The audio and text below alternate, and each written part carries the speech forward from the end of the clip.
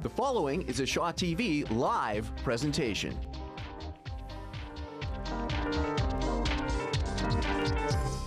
A good Sunday to you all. We are on the air. This is the Casinos of Winnipeg Goldeyes baseball pregame show here on Shaw TV.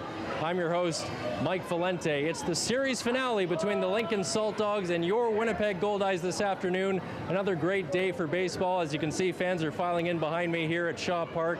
On the pregame show, I can tell you that Josh Romanski and Michael Gonzalez will join me for an interview. But first up, a fan favorite for many years here with the Goldeyes, Luis Allen.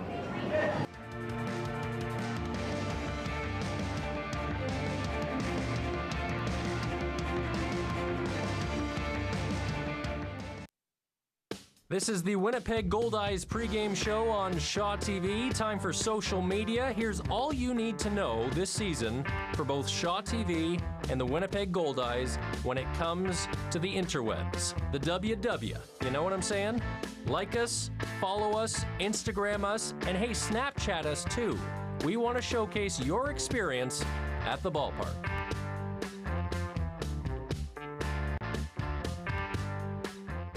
This man right here spent 7 seasons with the Winnipeg Goldeyes. Luis Allen joins me now, a fan favorite here in Winnipeg. Luis, you hold the franchise record for base hits, doubles, RBIs, walks, and you've played the second most games in franchise history. How emotional has it been for you to be back in Winnipeg this weekend? Well, first of all, thank you for this opportunity, man. I just wanted to say hi to all the fans in Winnipeg, and I'm so happy to be back. It feels like it's been a long time, you know, since I was in Winnipeg, and I'm real happy. And hey, man, I can't even find the right word to, you know, tell you guys how I feel being back in Winnipeg, man. It's probably given you a chance to be a little reflective, though, right? You spent a lot of time here. Yeah, man. I mean, when I first got in on Friday, I felt kind of emotional a little bit, and it is real nice to be back here, and you know, talking to the people that I know from year past, and it just brought back so many good memories, you know. For sure. Good times. And aside from playing on the field, of course, with the Goldeyes, is there anything about Winnipeg that you miss specifically? Definitely the Pregame. The Pregame, nice. And I mean, all the people, all the kindness that the people had here, you know, like. You've obviously had a long relationship with manager Rick Forney. What are some of the things that he really taught you while you were here? Well, I grew up. I got a whole lot mature as a baseball player, though.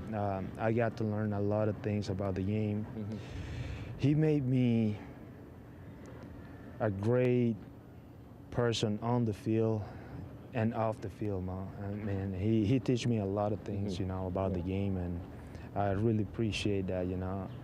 As I call him, he's gonna be my dad in baseball my whole life. So. There you go. You're now a member of the Lincoln Saltdogs. How have you enjoyed the season so far in Lincoln? Well, Lincoln is a real nice town, man. A great place, good atmosphere to play baseball, and it's a real nice setup, man. For sure. I don't know if you remember, but last year we had a sit-down interview, and I told you to talk about your teammates in Spanish. You recall that? Yeah. Your last comment that you made, and we had the subtitles come up, you told me your feelings about Goldette, the mascot. I was wondering if you still have those feelings, and I also have my eye on her, just to let you know. I don't know if you realize that I got a bat on my hand, so. That's true. You have the edge in that regard. Let's pretend I didn't hear anything. Okay. So I think that's wise. Let's keep it that way, all right? Yeah. Do you miss her though? I do, man. Yeah. You still keep in touch? I haven't seen her, though. Oh, you haven't seen her? I haven't seen her yet, but. Well, okay. So. I will stay away. Okay. I received the message. There you go. Luis Allen. Figueroa's calling you out there. Mi hermano, ¿cómo está? There you go. Thank you very much for your time, Luis. Appreciate it. Good luck today. Thank you, man. There's Luis Allen here on the Winnipeg Goldeyes pregame show on Shaw TV. Okay, so after today, the Goldeyes go on the road for 9 games, but when they come back, this is what we're looking at. A 3-game set versus the Texas Air Hogs on June 14th, 15th, and 16th, and then their North Division rivals come to town. Yes, the St. Paul Saints will be at Shaw Park to take on the Goldeyes June 17th, 18th, and 19th. You can visit goldeyes.com for more information, and do yourself a favor and come down to Shaw Park to take in a Goldeyes game. I'm standing here with Josh Romanski and Michael Gonzalez from your Winnipeg Goldeyes. You two are new additions to the team this year. What's it like so far? I'm enjoying myself. It's a great place to play. We got a great clubhouse in there. So, you know, I couldn't be happier to be in a Goldeye uniform. Michael, what about you? Yeah, I mean, same thing. You know, I enjoy myself here. You know, I like, you know, everybody on the team. I like the city, the fans. I mean, I'm happy where I'm at right now. Josh, you played the 2015 season over in Japan, actually. Tell us what that experience was like for you.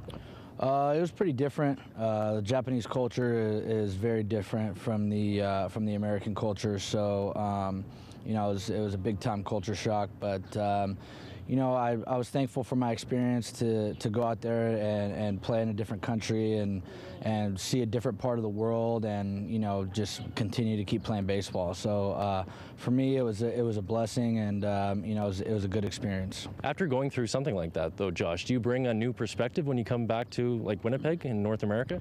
Yeah, absolutely. I mean, like I said, the culture is very different. So you get to see a different part of the world where people see the world a completely different way. Mm-hmm.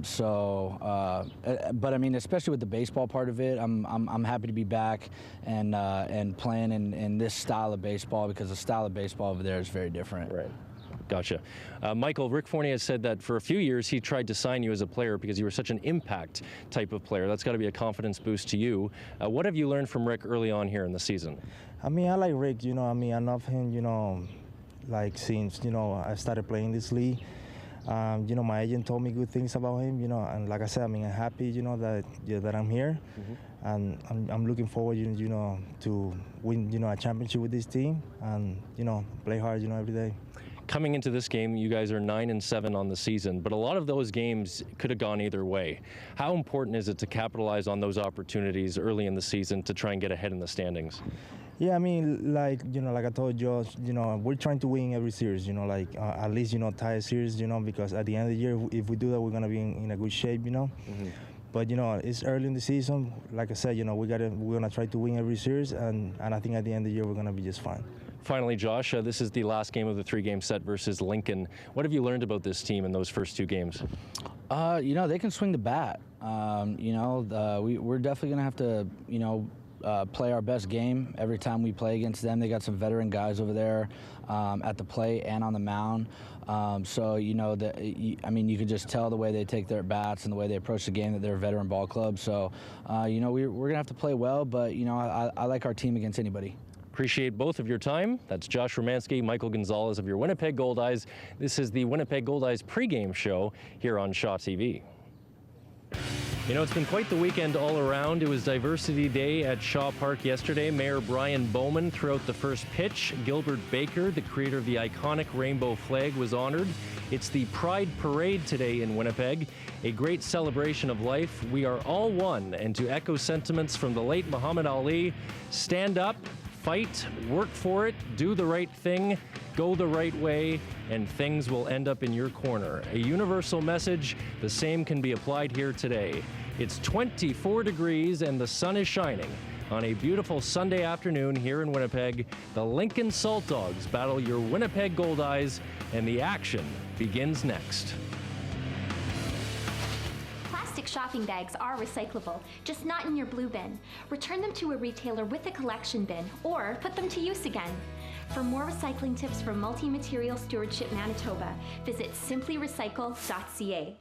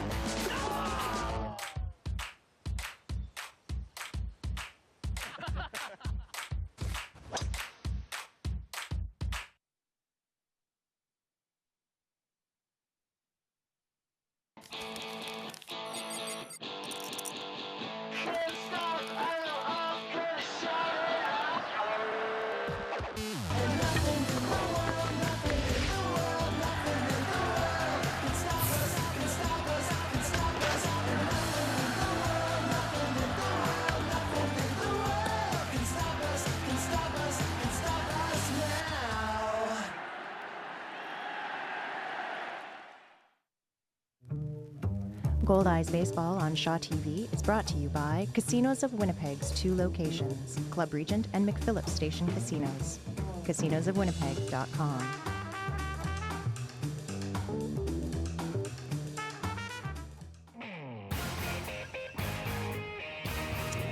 We are on the air live from downtown Winnipeg. This is Casinos of Winnipeg Goldeyes Baseball here on Shaw TV. I'm your host, Mike Valente. Welcome to the broadcast, everybody. This is the series finale between the Lincoln Saltdogs and your Winnipeg Goldeyes. On Friday night, starting pitcher for your Goldeyes, Kyle Anderson, was almost perfect. He retired his first 19 batters, and the Goldeyes went on to win the game 7-1. Last night, bit of a different story. The Saltdogs scored 3 runs in that first inning and held on to the lead for the entire game. Who will win today? Perhaps Scott Taylor and Ken Wiebe could provide some insight. Let's go upstairs to the booth. Guys?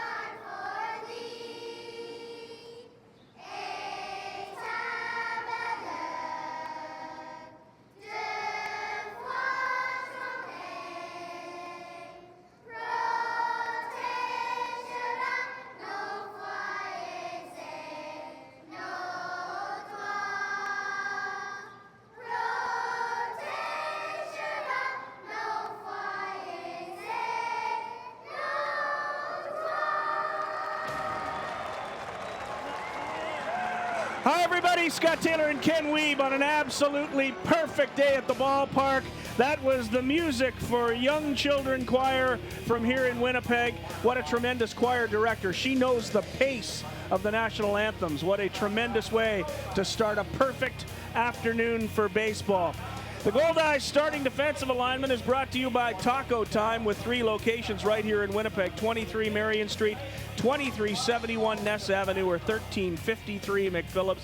Carlton Tanabe, who had the night off last night, is back behind the plate for the Goldeyes. Jacob Rogers, who is starting to heat up just a little bit. Cassio Grider, who's really heating up. He's had 4 hits in the last 2 ball games. He's at second. Michael Gonzalez is at short. Wes Darville is at third. Adam Heisler is in left field. He had 4 hits last night. Reggie Abercrombie in center and David Rome in right. The starting pitcher is Kevin McGovern. The designated hitter today is Ridge Ho'opi'i Haslam. That's the Goldeyes starting defensive alignment, brought to you by Taco Time, 3 locations in Winnipeg to serve you. Today's Goldeyes starting pitcher is brought to you by Shaw, free-range TV. Kenny, tell us about Kevin McGovern. Scott, Kevin McGovern, a 6'3" left-hander, weighs 220 pounds. He's from Philadelphia, Pennsylvania. He's a former member of the Lincoln Saltdogs. Came over in that trade for Luis Allen, who we heard from in the pregame show there. You see, no record on the season, but he's been fantastic with that 1-2-3 earned run average. This is his 4th appearance. One of those was an abbreviated start because of rain at Haymarket Park in Lincoln. Fastball in the low 90s, slider, and a change. His slider is really his out pitch. He's coming off a start that saw him go 6 2/3, racking up 9 strikeouts against Sioux Falls.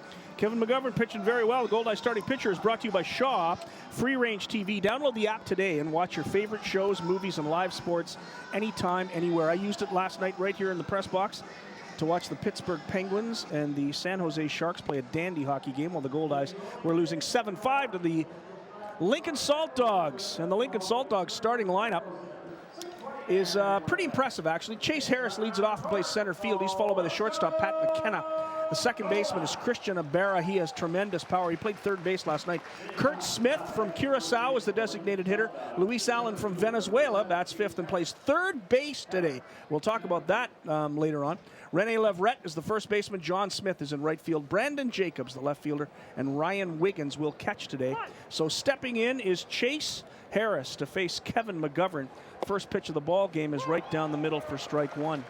The Goldeyes are wearing the uniforms of the Wawanesa Brewers because today is Hall of Fame Day at the ballpark, Kenny. Yeah, fantastic promotion the Goldeyes have done the last couple of years here. I'm sure it was another great night in Morden last night. It's a great event, as we know. Having seen the Stonewall Blue Jays go in last year, and Scott, I know you've been part of the event as well. It's a fabulous baseball Manitoba event. I just like going down to that Morden rink these days, looking at all the old team pictures. Great museum. museum. A's are in. Absolutely. Your ball club's in. It's just a real fun place to go and look at all the guys you've played against and played with over the years. Kevin McGovern, great pitch. Yeah, absolutely. Down and away. Gets a slow roller to the second baseman. Cassio Grider turns it easily. 1 up and 1 down for Kevin McGovern. So here's Pat McKenna, the shortstop for the Lincoln Saltdogs. McKenna played last year with our favorite team in the Frontier League, the Normal Corn Belters. Went to Bryant College, lives in Orange, Connecticut. He's a bit of a veteran. He's in LS5 in this league. 1 ball and no strikes to McKenna.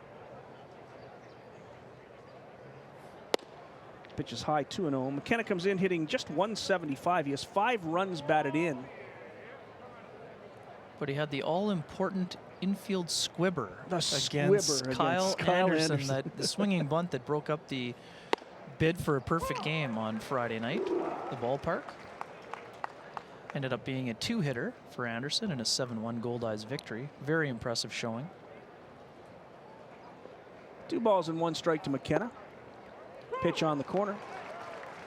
McGovern, who has no decisions yet, but has pitched extremely well. And he's got good stuff, and you can be sure that he's fired up to face his former teammates. Big looping curveball just missed. Count goes to 3-2.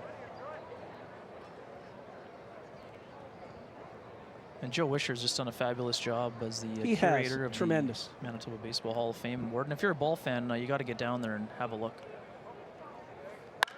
There's a high fly ball. On comes Reggie Abercrombie in center. Camps under it, makes the catch. 2 up, 2 down for the Lincoln Saltdogs, and brings up the second baseman and probably the best hitter on this ball club, Christian Ibarra. Ibarra has 4 home runs. He's driven in 11, hitting .350 to start this season. Definitely middle of the order guy. Ibarra was the most dangerous man in the lineup last night. He went 3 for 4, scored a pair of runs, and drove 1 in that 7-5 Lincoln win. Of course, today the rubber match. The Goldeyes trying to win another series. Improved to 10-7 here early in the season. Off-speed pitch, swing and a miss, 1-1.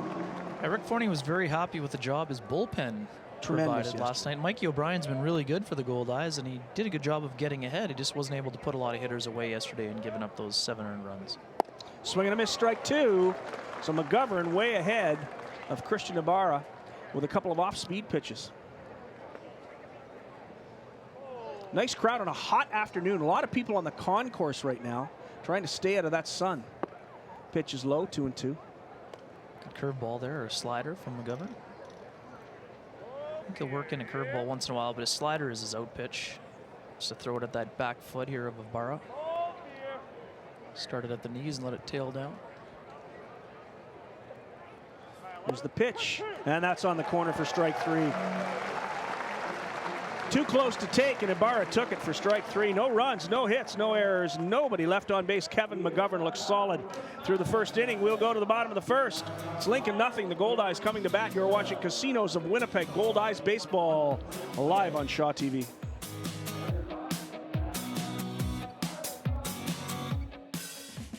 Be part of our show.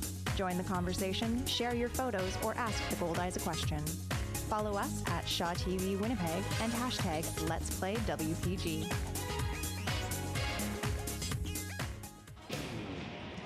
Time now for the Lincoln Saltdogs starting defensive alignment. It's brought to you by Taco Time. 3 locations right here in Winnipeg. 23 Marion, 2371 Ness Avenue, or 1353 McPhillips. For the Lincoln Saltdogs, Ryan Wiggins is the catcher.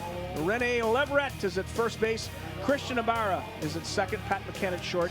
And Luis Allen playing third base, a rare appearance at third base. I don't think he played third base for the Goldeyes. He may have in a pinch. Maybe in a mop-up game. Yeah, but I don't remember. But I did talk to Luis. He was excited about playing third. And he played it a little bit in winter ball as his days off from behind Brandon the plate. Jacobs starts in left. Chase Harris, great name for a center fielder, and John Smith in right. Bennett Perry is the starting pitcher, and the designated hitter is Kurt Smith. That's the starting defensive alignment, brought to you by Taco Time, with 3 locations right here in Winnipeg to serve you. Today's starting pitcher for the Lincoln Saltdogs is brought to you by Shaw Free Range TV. Kenny? Bennett Perry, the big 6'6" left-hander from San Diego, California. Scott, this is his 4th start of the year. He's 1-0 with a 3.86 earned run average, as you see right there. His fastball is, high 80s, might touch 90, 91. Throws a slur of that combination curve slider, and he brings the rarely seen circle changeup to the table. Be fun to see that a few times here today. He's a 43rd round pick of the Baltimore Orioles in 2011. That's the Lincoln Saltdogs starting pitcher, Bennett Perry, brought to you by Shaw Free Range TV. Download the app and enjoy your favorite shows, movies, and live sports anytime, anywhere. Goldeyes starting lineup as Adam Heisler steps into the batter's box to lead it off for the Goldeyes. You look at Bennett Perry. Perry comes to Heisler with the opening pitch for Lincoln, and it's in there for strike 1. It'll be Heisler, Gonzalez, and Rome to lead it off for the Goldeyes. Reggie Abercrombie hits 4th, and Jacob Rogers and Cassio Grider. Wes Darville hits 7th. Ridge Ho'opiki Haslam hits 8th, and Carlton Tanabe bats 9th, as we finish with a couple of Hawaiians in the 8th and 9th spots. If you're confused about the uniforms, they're the Wawanesa Brewers, just inducted into the Hall of Fame, the Manitoba Baseball Hall of Fame, last night in Morden.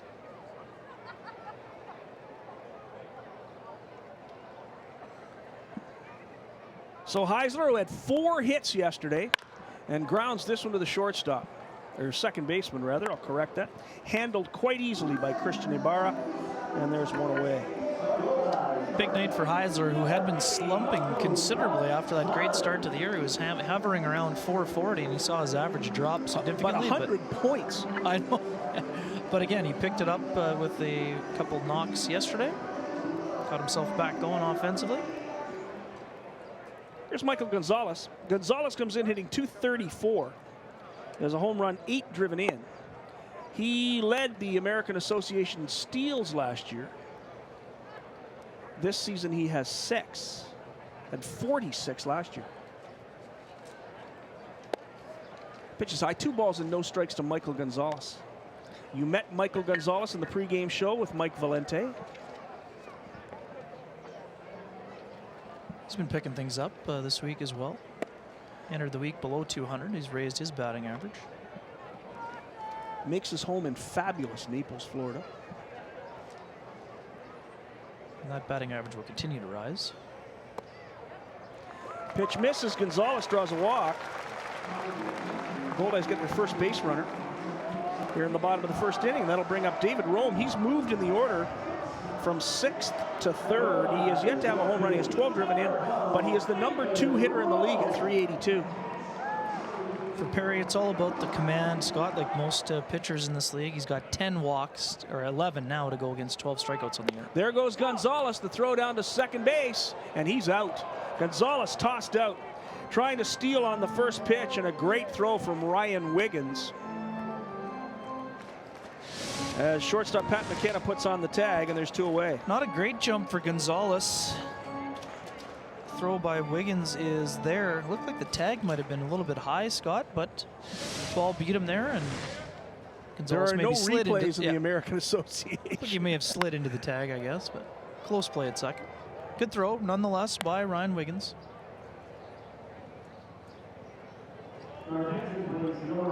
Two strikes to David Rome.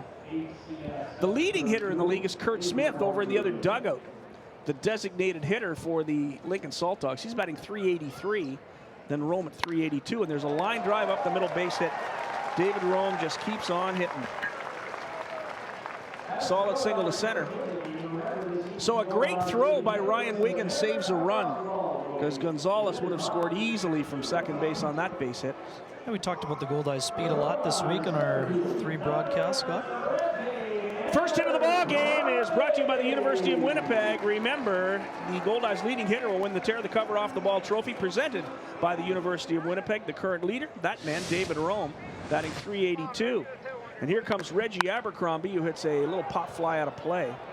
Reggie Abercrombie is today's cleanup hitter, brought to you by Multi-Material Stewardship of Manitoba. Did you know that Manitobans produce nearly 85 metric tons of residential recycled material each and every year? That's enough to fill Shaw Park more than 10 feet high. When each person pitches in to help make our community greener, everybody wins. Visit simplyrecycle.ca to learn what you can recycle. Quickly, Bennett Perry gets ahead of Reggie Abercrombie 0-2. Goldeyes had 27 steals coming into the homestand, Scott. Now they're sitting at 35. That caught stealing for Gonzalez. Just the 8th time this season the Goldeyes have been thrown out. The 2nd time for Gonzalez to go against those 6 steals that you mentioned. Swing and a miss. Reggie strikes out. Abercrombie came in hitting just .209. He is slumping.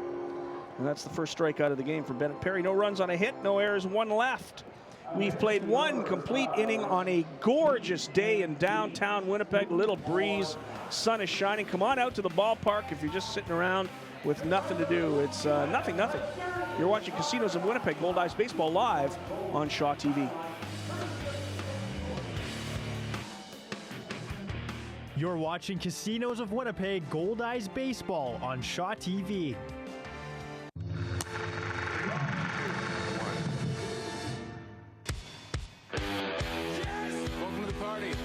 If Tom texts you, wait 4 hours to respond. And if you use an emoji, I will tip punch you. No! An emoji? Oh! The thing about being single is you should cherish it. Oh my God, stop having a moment.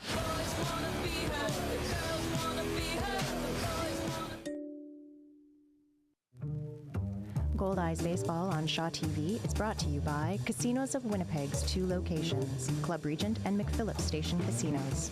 CasinosofWinnipeg.com.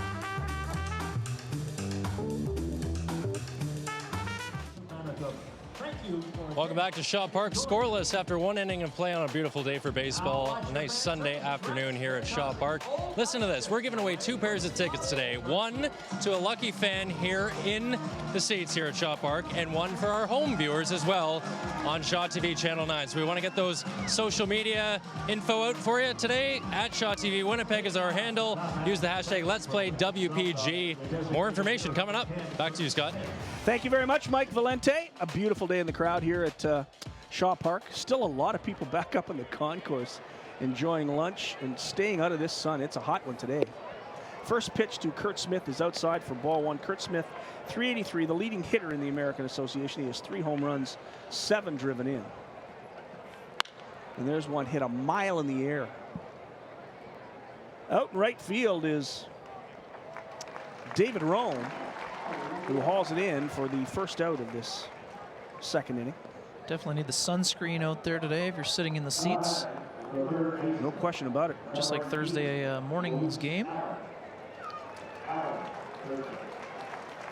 So here's Luis Allen from San Francisco, Venezuela. This is a United Nations ball club, this team from Lincoln.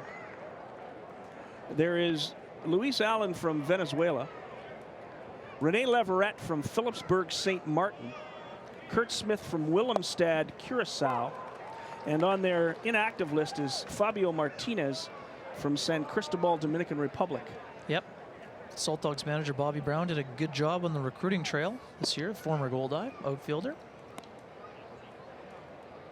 1 ball and 1 strike to the former Goldeye, Luis Allen.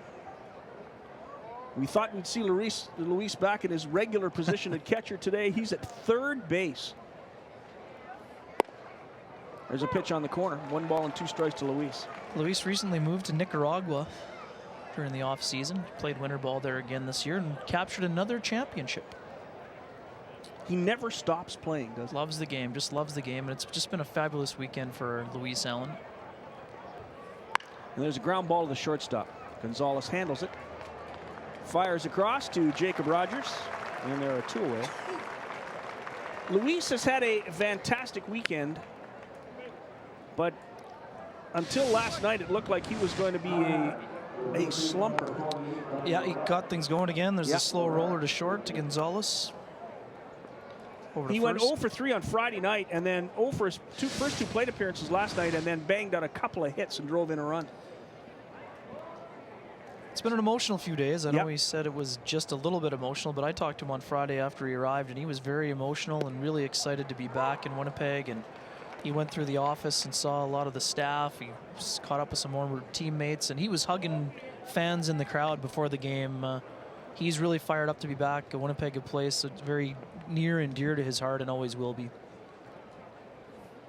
1 ball and 1 strike to Rene Leverett. Bobby Brown said he's brought some great experience to the Saltdogs, and he's really Quebec excited. Capital, right? I think so, yeah. Played maybe in Ottawa. Have you got the history of Rene Leverett there? He has some experience, you're right, and that's why Bobby Brown bought him here.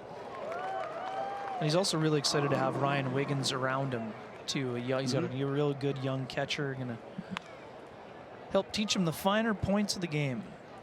Yeah, Leverett was in Amarillo last year, but Quebec before that. That's right. And he was in the Twins organization. That's why he's familiar to you, too, Scott. Pitch in the dirt, 2-2 from St. Martin. Beautiful island.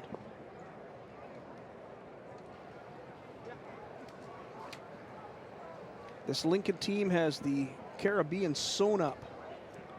Dominican, Curacao, St. Martin. Pitch is on the corner for strike 3. Second strikeout of the game for Kevin McGovern. 6 up, 6 down for the Lincoln Saltdogs. Nothing across in the second inning for Lincoln. It's Lincoln nothing, Winnipeg nothing. This is Casinos of Winnipeg Baseball. And you're right here on Shaw TV.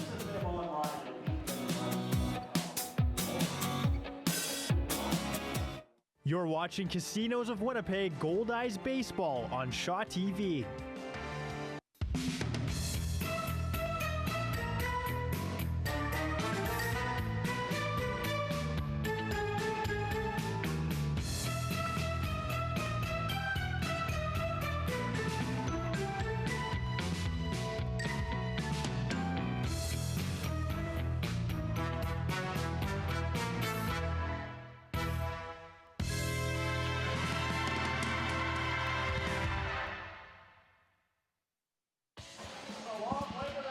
One in 4 deaths on Manitoba roads involves a distracted driver. Texting and driving is illegal and could cost you a $200 fine, 2 demerits, or your life.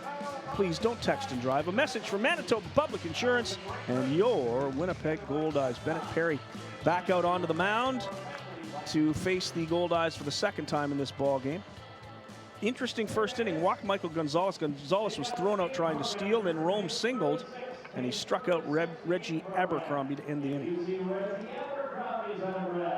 Yeah, no surprise to see the Goldeyes aggressive on the bases, especially at the top of their order. They got a lot of guys that can steal bags and trying to put some pressure on the defense. The Goldeyes offense has sort of been a little bit up and down during the course of this homestand, much as much like it's been all season, Scott. Here comes Jacob Rogers. Rogers now hitting .268. On Friday night, Rogers was the hitting hero. He had 3 hits in 3 trips. A couple of runs scored and an RBI. Raised his average to .288. Yesterday went 0 for 4, dropped it another 20 points. It's that time of the year. Yeah, 1-game swings are still pretty large, if you will. There's the first pitch to Rogers, lefty to lefty. The big curveball's in there for strike 1.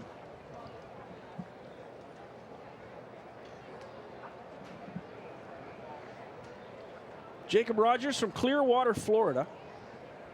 There's a line drive into right field, right at the right fielder, John Smith. He hit that right on the nose. Yeah, good solid contact for Rogers, who had a solid game on Friday. Curveball hanging up in the zone, hit it right in the barrel, but hit it right in the vicinity of right fielder John Smith, who hauls it in. Here's Cassio Grider, who's starting to get it together. He's hitting .214 now. He was really in a funk heading into Friday's game, but picked up a couple of hits, a couple of runs, and a couple of RBIs. His average rose on Friday night with 2 hits and 4 trips to 192. He got it up to .214 yesterday with another 2 for 4 today. So I'm in the hallway on the way to the cage today. Was excited. They're able to at least take a deep breath after getting a couple days of good at-bats. He was one of those many guys that were pressing at the plate. When you get off to a slow start, you're trying to make up a 100-point swing in each at-bat, it seems like, Scott. Instead, you got to kind of just chip away. A couple hits every game will get you back to where you want to be. Pitch is high, 2 balls and 1 strike to Cassio Grider from Loma Linda, California. Spent this offseason in Georgia. Says he intends to go back to California next offseason. And again, this is a really good hitter. He hit .303 for the Goldeyes last season.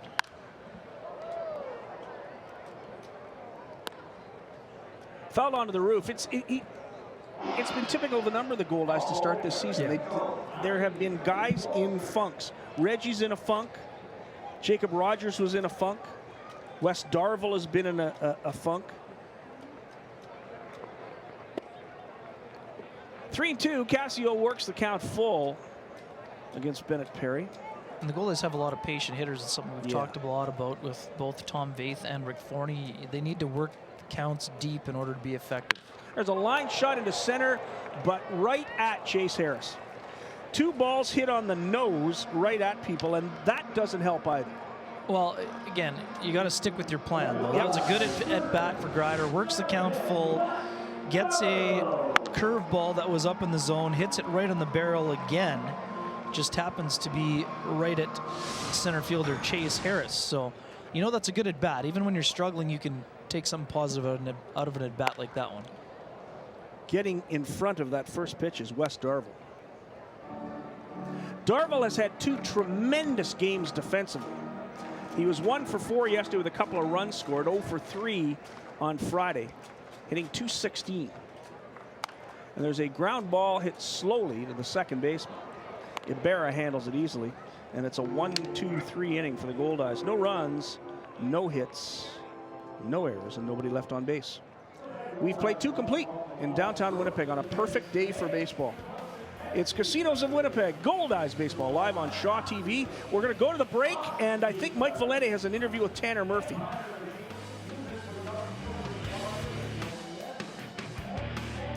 You're watching Casinos of Winnipeg Goldeyes Baseball on Shaw TV.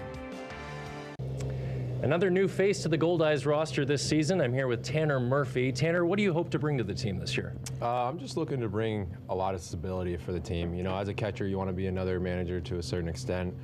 You want to have a good rhythm with the 9 guys out there battling along with the guys in the infield. And I just hope that I can somehow get us to, you know, September time and keep playing. There's been a lot of talk about the pitching staff this year, how strong it is. What's it like just to see guys like Kyle Anderson and Mikey O'Brien work in this first little stretch of the season? I mean, it's awesome. As a catcher, you can't ask for anything else as a starting pitcher. I mean, if you're going 6-7, you can't complain. And I know with Kyle's outing the other day, it was pretty tremendous through 9, and can't beat that. OB had a good day yesterday. He's been good through, the season, and our starters are looking good, and out of the bullpen too, kind of doing the job as well. Appreciate your time. Thank you. That's great. All right, man. That's all we do.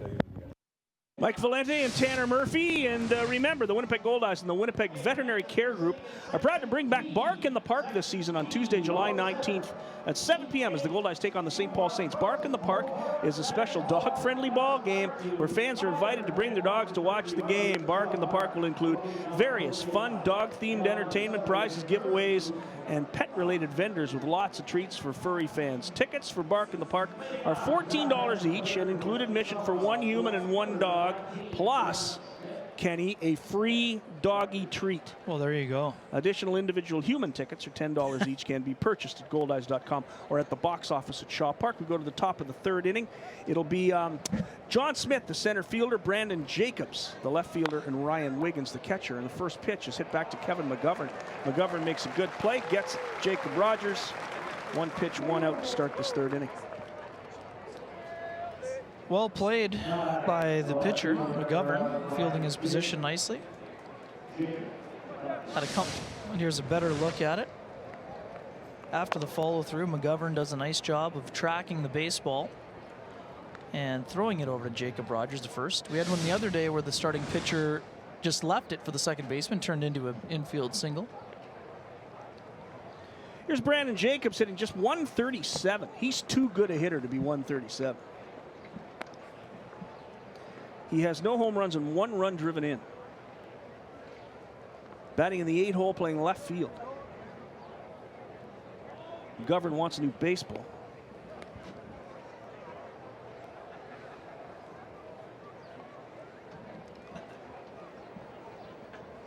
Brandon Jacobs has played in 15 games and has 7 hits and 51 at bats. That is not Brandon Jacobs' life. Exactly. We've been talking about the Goldeyes who have scuffled, but this guy historically has been too good a hitter to be batting 137 15 games into the year. There's a ground ball to Darvill at 3rd. He handles it. Fires across the diamond for the 2nd out of the inning. Kevin McGovern has a couple of strikeouts, but he, like Kyle Anderson the other night, has done a great job pitching to contact, getting ground balls, and ground balls not hit very hard. Exactly. That's another good slider right there. Darvill, you mentioned about his defensive prowess earlier, doing a nice job of getting it across the diamond. We saw Darvill the other day move over to first base after Jacob Rogers had that neck problem. And boy, oh boy, Darvill looked really comfortable. He played it like he played it his whole career. And he told me he did play a lot of first base last year in the Cubs system, and it showed. There's a line shot, little nubbed off the end, foul. Darvill's talked a lot about his versatility.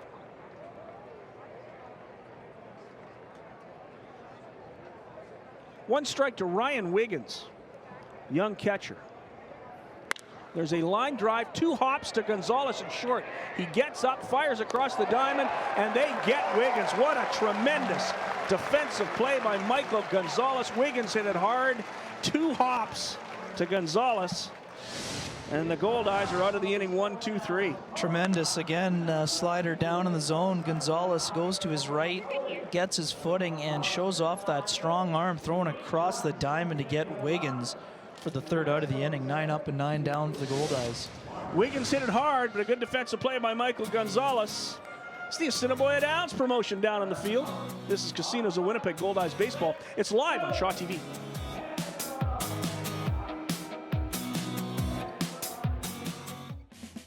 Be part of our show. Join the conversation, share your photos, or ask the Goldeyes a question. Follow us at Shaw TV Winnipeg and hashtag Let's Play WPG.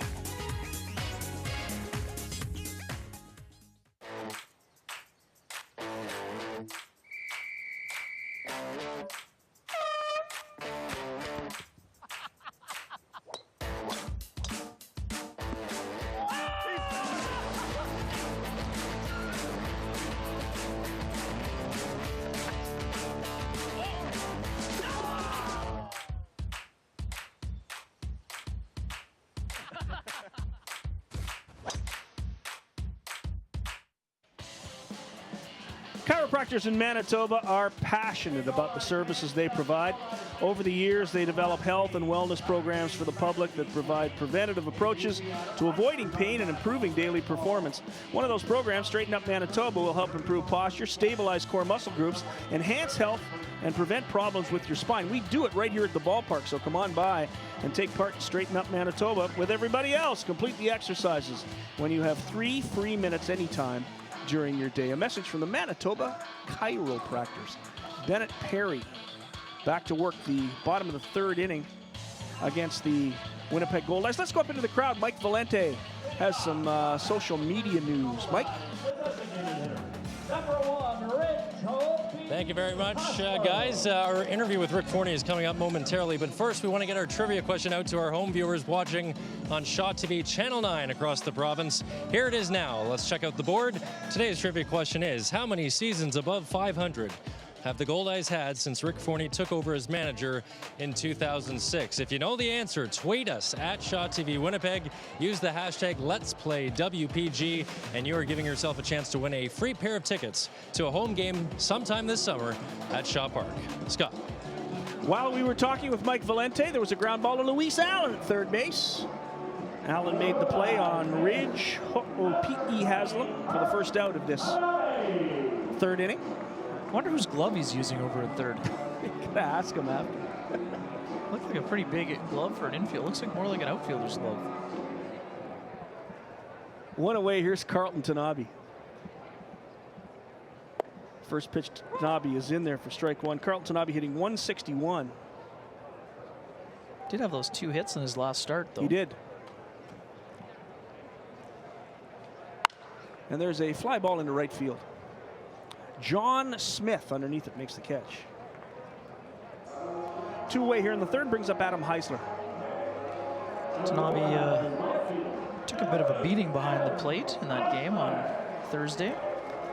That foul ball, the foul ball that we saw, he said it actually went off the top of his back, the one that looked like it hit him in the shoulder. Actually off the top of the back. He also blocked a ball in the dirt with his throwing hand. He was expecting that to bruise up quite significantly, but he said it was feeling just fine. They have for about 70 years called catcher's equipment the tools of ignorance. You got to be tough to be a catcher. Absolutely. Especially at this level with all the different pitchers and all the different pitches. And so many guys throwing that biting slider that just dives into the dirt. Fools hitters and pitchers equally.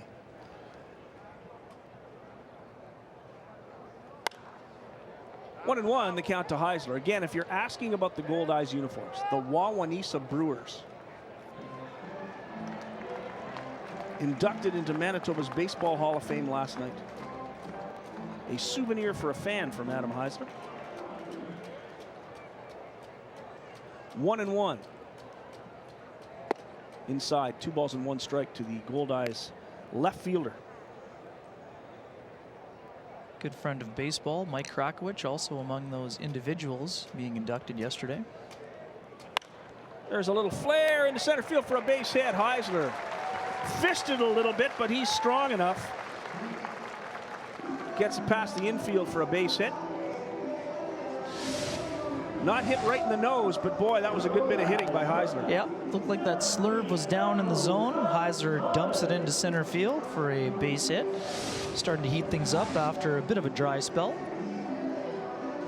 Here comes Gonzalez with 2 away and a man on first. I would suspect Rick Forney wants to send Adam Heisler, who has 11 stolen bases and leads the American Association. First pitch is in the dirt for ball 1. Just got to make sure you're picking the right pitch against the left-hander. We need to get a good jump. You know, they'll be. He's got a big lead. Looking for him. Pitch on the corner, 1 and 1 to Gonzalez. Gonzalez walked in his first at bat back in the first inning, was picked off trying to steal. And speaking of picked off, Heisler is picked off. Bennett Perry to Rene Leverett to the shortstop Pat McKenna. 1-3-6, and Heisler is out. The Goldeyes are done for the inning. No runs on a hit, no errors, nobody left. Heiser went on first movement there, and he was dead to rights. No question about it. We played 3 complete. It's Casinos of Winnipeg Goldeyes baseball, a 0-0 tie. You're watching Shaw TV.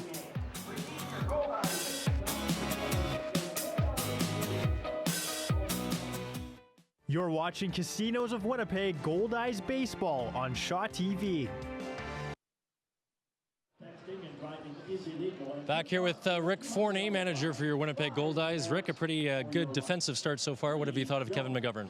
He's doing a good job. He's throwing strikes. He's got a good changeup, good slider going today, and usually that's a nice combination to have for a starting pitcher. And I hope we didn't jinx it by talking about it. No, we're good. We're pretty good defensively as a team. You know, for a pitcher, especially a starting pitcher on our club, you just can't beat yourself with walks, because if you're willing to compete in the zone, let him put it in play. We're going to catch the ball behind him.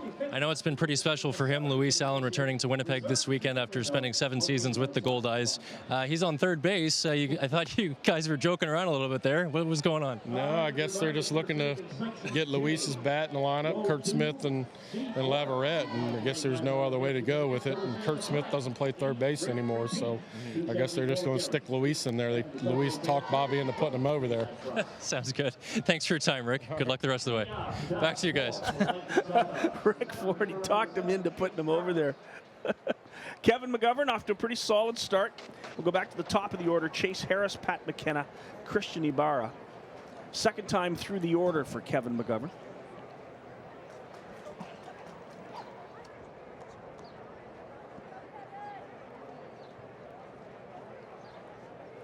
First pitch by McGovern to open this 4th inning is low and inside for ball 1. McGovern comes into the ballgame with no decisions, but he is among the leading pitchers in the American Association. In fact, he's 6th in the league with a 1.23 earned run average in 14 innings pitched, allowed only 17 hits. We have a guest, Ken Wiebe, a Hall of Famer, a real Hall of Famer, a Cooperstown Hall of Famer. Yeah, not just a Hall of Fame person, which is also what Bob Elliott is as well. Bob Elliott, the longtime, 30 years long baseball writer for the Toronto Sun. Bob, welcome to the broadcast. Welcome to Winnipeg, and thanks for coming in to visit. Good afternoon, gentlemen. Beautiful, beautiful day, beautiful stadium. This is a great day for baseball, and you've probably seen more baseball than maybe anybody in this country still alive today, and you'll never get a better day than this one. No. How was the dinner last night in Morden, Bob? The 20th annual Hall of Fame I would say induction. the dinner was outstanding. The food was great. The acceptance speeches were outstanding. The only problem was the guest speaker. By the way, for those of you out there, the guest speaker is our guest, Bob Elliott from the Toronto Sun. Congratulations on your retirement. I know you didn't want to make a big deal out of it, but everybody has made a big deal out of it. Yes, it's kind of taking on a life of its own. It's I don't know. They want me to go back and do some, and I don't know. We'll see. The guy wanted to talk on Friday. Wednesday night, I guess it was the last night at the park. The guy wanted to talk on Thursday, and I said, no, I can't. I'm on at 9 o'clock to Winnipeg. McGovern gets the strikeout. It'll be 2-3 on the K. That's his 3rd strikeout of the ball game as Pat McKenna goes down.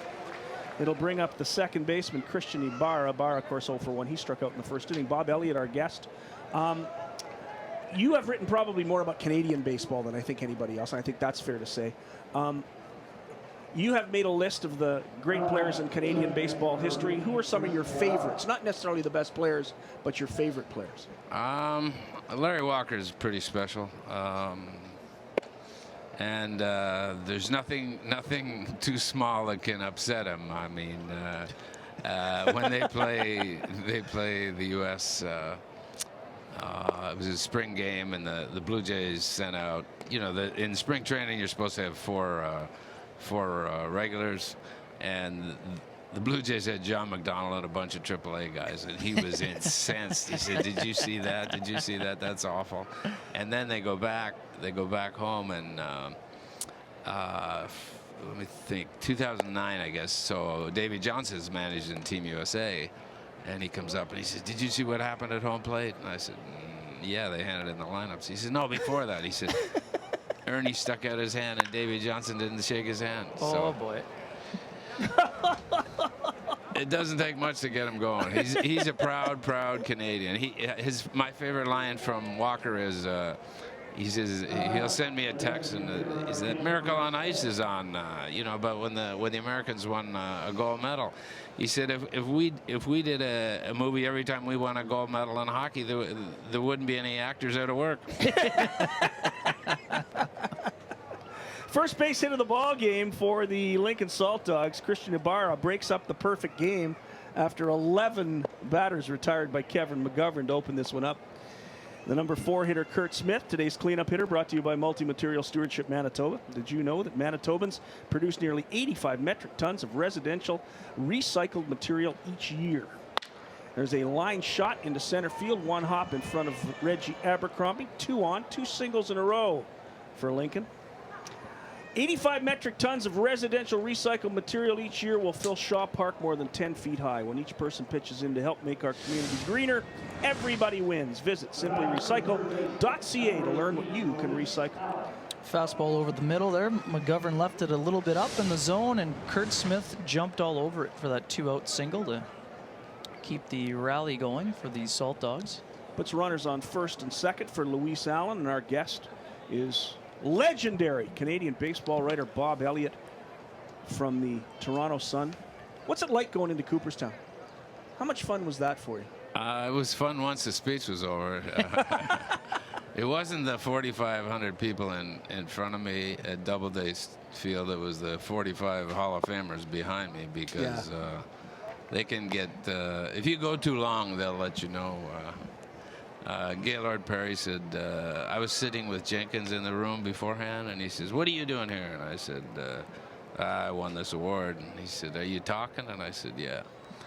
And he says, "It better be quick." So using my Canadian sense of humor, I said, "It's a hair under 2 hours. Let's go to commercial." Bob Elliott, our guest from the Toronto Sun, as Luis Allen grounds to Wes Darville. Out on a fielder's choice. No runs on 2 hits, no errors, 2 left. We'll go to the bottom of the 4th inning. Our guest, Bob Elliott from the Toronto Sun. This is Casinos of Winnipeg Goldeyes Baseball live on Shaw TV.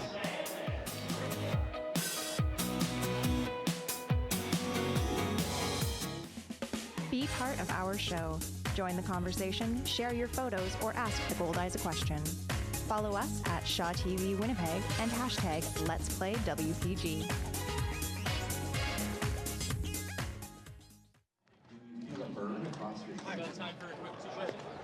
We got him.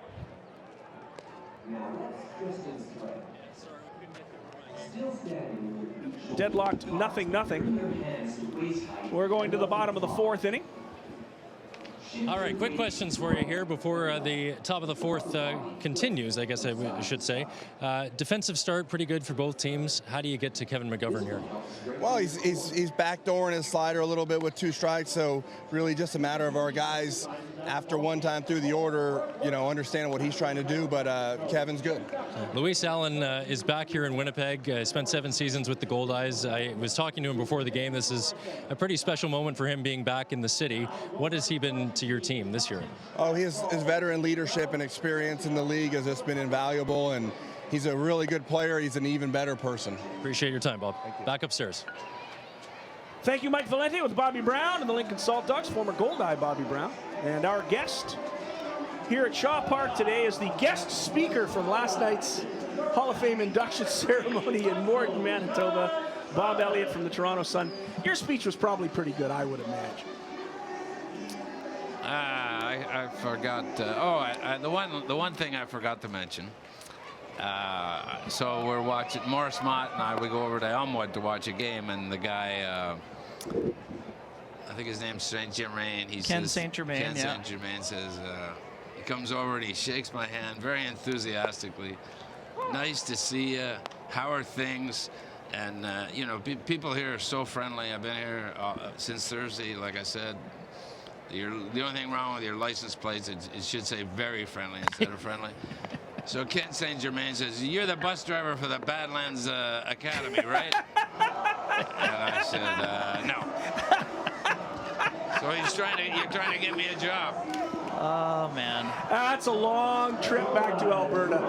I don't think you want to be the bus driver. Well, Bob, you and I had a chance to cover the World Baseball Classic a couple years ago. You were covering it, and I came and helped you the one day. And speaking of Larry Walker stories, I don't think I've ever seen him any more upset than the Team Mexico brawl after the Chris Robinson bunt.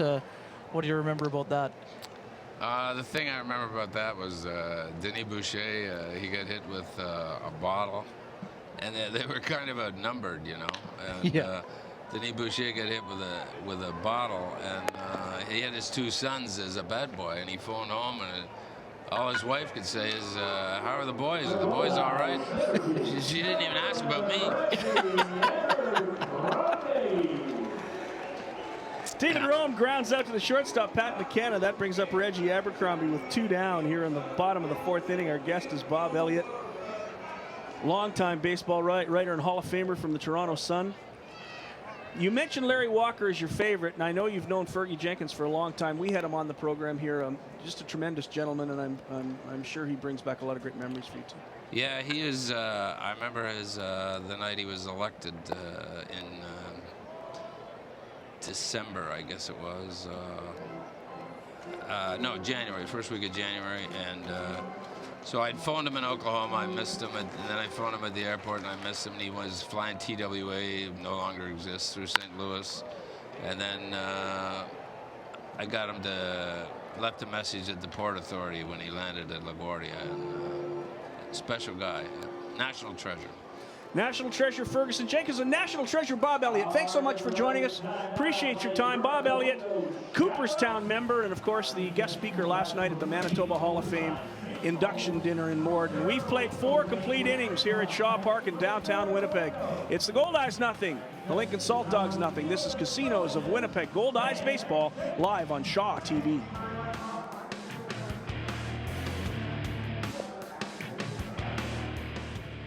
You're watching Casinos of Winnipeg Goldeyes Baseball on Shaw TV.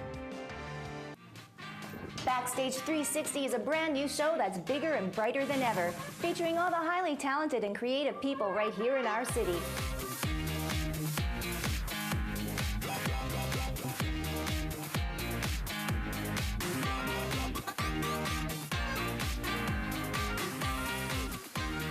Backstage 360, daily on Shaw TV Channel 9. Check your local listings for showtimes. A lot of defensive action here at Shaw Park as we head to the 5th inning already. Still scoreless here between the Goldeyes and the Saltdogs. A general information update for you, I guess I could say. We're giving away tickets to our home viewers and to people in the park. To our home viewers, we have a trivia question. We'll get to that in a bit. And for people in the park, send us your best photos. The way you can do that is tweet us at Shaw TV Winnipeg. You can also Instagram us at the same handle, at Shaw TV Winnipeg, and use that hashtag Let's Play WPG so we can find it even closer. All right, there's your info. Back to you guys. Thank you very much, Mike Valente. He's got the best job today because he gets to be right outside in the middle of all of those fans. There's a young fan who's loving every minute of an afternoon at Goldeyes Baseball. Don't let her get sunburned. For the Lincoln Saltdogs here in the 5th inning, it's Rene Leverett, John Smith, and Brandon Jacobs to face Kevin McGovern, who has allowed only 2 hits through the first 4 innings. Leverett hitting .271 coming in. He struck out back in the 2nd. First pitch by McGovern misses outside, ball 1. Pleasure to have Bob Elliott here. Oh, absolute. He is a national treasure, as you mentioned, too. He's one of the great people I've met. A bit of a mentor of sorts for me as well. I didn't work alongside him at the Toronto Sun, but it's been really good to me over the years. Ground ball to Gonzalez! And it'll be an error to the shortstop. That's one that Michael Gonzalez usually handles matter-of-factly. Yeah, bit of a miscue there. Seemed like he rushed his play a little bit, knowing it was Leverett. He probably had a little bit more time than he was expecting with it being in the hole. Looked like he maybe just took his eye off it. They've given him a hit. Okay. Oh, my goodness. But one quick story about If you Bob. ask Michael Gonzalez, he'll tell you it's an error. Yeah, that's a routine play there for sure. Back to Bob Elliott. before I'd even met Bob personally, during the 2003 playoffs, he started off covering the Cubs and Marlins series, but then he went over to the American League East battle between the Red Sox and Yankees. I was going on a Manitoba Moose hockey trip to Milwaukee and Chicago. So he helped me get a credential for Game 6, the infamous Steve Bartman game. So I had an opportunity to cover that nationally for the Toronto Sun, thanks to Bob. And he also helped me get a credential for many fun events. And he's been a really good person, and always took time when I was covering the Manitoba Moose to meet me in Hamilton or meet me in Toronto. And he's been a real good mentor, and nobody loves baseball more than Bob Elliott, and he's been great for Canadian baseball and great for baseball in general. And even though he's retiring, on Friday he was interviewing Wes Darville and Eric Sim, so he's going to continue to write for the Canadian Baseball Network. And I think there were some negotiations to try to get the occasional column in the Toronto Sun for Post Media, but Bob's a real good person, and I appreciate everything he's done for me and what he's done for baseball. It was a pleasure to have him on the broadcast today. 3 balls and 1 strike to John Smith, and there's a ground ball to Jake Roberts. Over to second for one, or Rogers rather. I say Roberts all the time. Beautiful 3-6-3 double play. That'll make Michael Gonzalez feel a lot better. Yep, pitcher's best friend right here from McGovern. Slider down, a couple hops to Rogers. Rogers gets it to Gonzalez, gets it right back to complete the 3-6-3 double play. Rogers has got a tremendous arm for first baseman. Accurate, quick. Swinging a foul tip off the bat of Brandon Jacobs. Jacobs 0 for 1, grounded out to third in his first appearance back in the third inning.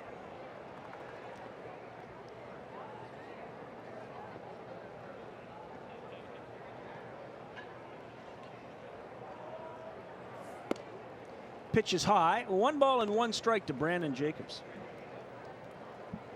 Bob also helped me get a credential for Daisuke Matsui's Major League debut in Kansas City. I was out in Iowa covering a Manitoba Moose trip as well. Swing and a miss.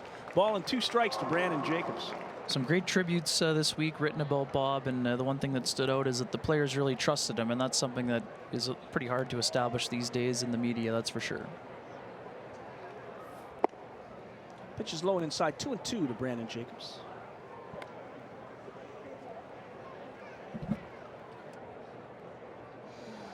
Jacobs coming in, as we mentioned, hitting 137.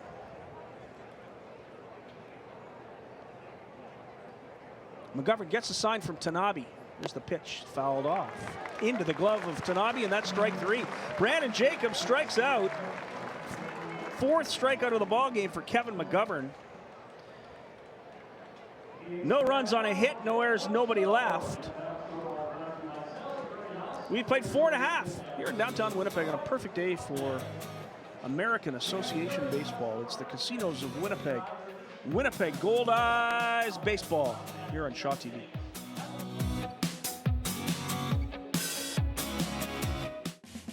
Be part of our show.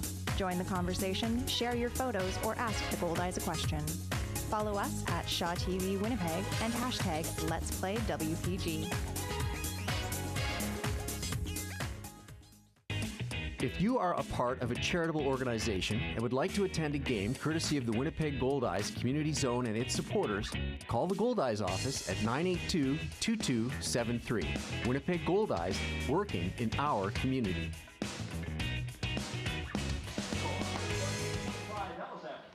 Throughout the 2016 season, the Goldeyes, in partnership with Corks and Urban Trail, are collecting new or gently used footwear for donation to Manitoba families. Corks and Urban Trail working towards ensuring everyone has a pair of shoes on their feet. Where in the world is Mike Valente? Mike? Where in the world? I'm in Section O, Scott. It's already the bottom of the 5th inning, believe it or not, so we want to start showing our fans watching at home on Shaw TV Channel 9 some pictures, and here they are now. First up, Michelle with a nice wide shot with that beautiful Human Rights Museum in the background. A nice shot of Shaw Park. It's just a gorgeous day, about 24 degrees right now. Nothing but sun and cloud. And then secondly, Greg Cebulski is here. Reggie Abercrombie at bat in that photo. Reggie, one of the big hitters on the Goldeyes roster again this season, looking for a big hit today, maybe to crack open that score. A reminder, if you want to get your pictures on the television screen, tweet us at Shaw TV Winnipeg on both Instagram and Twitter, and use the hashtag Let's Play WPG for your chance to win. Scott. Thank you, Mike. No score. We're in the bottom of the 5th inning. It's Jake Rogers who made that tremendous defensive play for the double play, leading it off, followed by Cassio Greider and Wes Darville. This little pitcher's duel we got going here. Couple of lefties dealing today as Rogers goes around. 1 ball and 1 strike to Jake. Oh, we mentioned Mike Krakowicz. We mentioned the Wawanesa Brewers. The other guys going into the hall last night, Jamie Hodgson, Glenn Johnson, Jeff Traeger, Rod Ledahowski. There's a long fly ball deep into right field. Back to the wall. It is gone. Home run for Jacob Rogers, his 4th of the season. And the Goldeyes have taken a 1-0 lead. This home run brought to you by Home Run Sports. Home Run Sports will bring you home runs all season long. Home Run Sports, located at 20 De La Seigneurie Boulevard. And Jake Rogers hits it over the right field wall, and the Goldeyes take a 1-0 lead. Excellent compact swing from Rogers, who has shown his power so far. That's a fastball up in the zone on the inner half of the plate. Rogers tattoos it with a smooth swing over the wall in right field for his 4th home run of the year. Just a tremendous piece of hitting right there. Just wrapping up that list, Scott. Larry Nichols, Gerald Pallador, Ross Tychols, Mel Stoughton, and Miles Bond also going in the team category, the Elmwood Giants and the Wascata Orioles in that 20th anniversary induction ceremony last night in Morden. 2 balls and no strikes to Cassio Greider. Greider 0 for 1, hit the ball hard, but straight at the center fielder, Chase Harris. 2 balls and a strike to Greider. There's another look at that Rogers home run. The real compact swing by the left-handed swinging first baseman over the head of John Smith in right field for that solo blast. There's a pop-up a mile in the air. On comes Luis at third. Camps under it, makes the catch.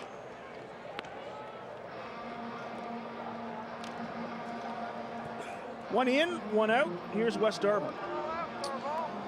Rick Forney did tell me Friday before the game that having to move Luis Allen was the toughest decision he's had to make as a manager so far. He's been around the game for a long time. You get to the point where you have to make tough decisions, and he's a huge fan of Luis Allen and what he brought to the table.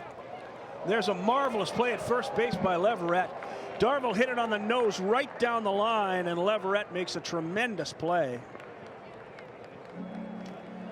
A star by that one in the box score. Absolutely, really. It's a web gem right here. Leverett, nicely done. Not known necessarily for his slick fielding skills, but he did a nice job of getting down on that one and keeps it himself to record the 2nd out of the inning. And Darville's just left shaking his head. He thought he got himself a base hit, maybe an extra base hit. Instead, he sees the batting average go down a couple more points. Just a tough break for him. Here's Ridge Ho'opi'i Haslam hitting .222 coming in. Now hitting .214, 0 for 1 today. Grounded out to the third baseman, Luis Allen, to open up the 5th inning. It's popped up.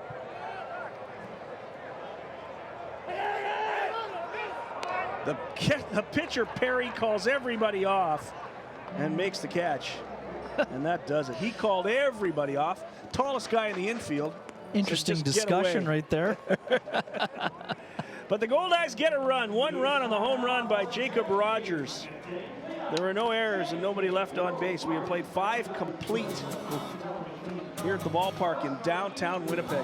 It's the Goldeyes 1, the Saltdogs 0. This is Casinos of Winnipeg, Goldeyes Baseball on Shaw TV. You're watching Casinos of Winnipeg, Goldeyes Baseball on Shaw TV. Goldeyes Baseball on Shaw TV is brought to you by Casinos of Winnipeg's 2 locations, Club Regent and McPhillips Station Casinos. CasinosofWinnipeg.com.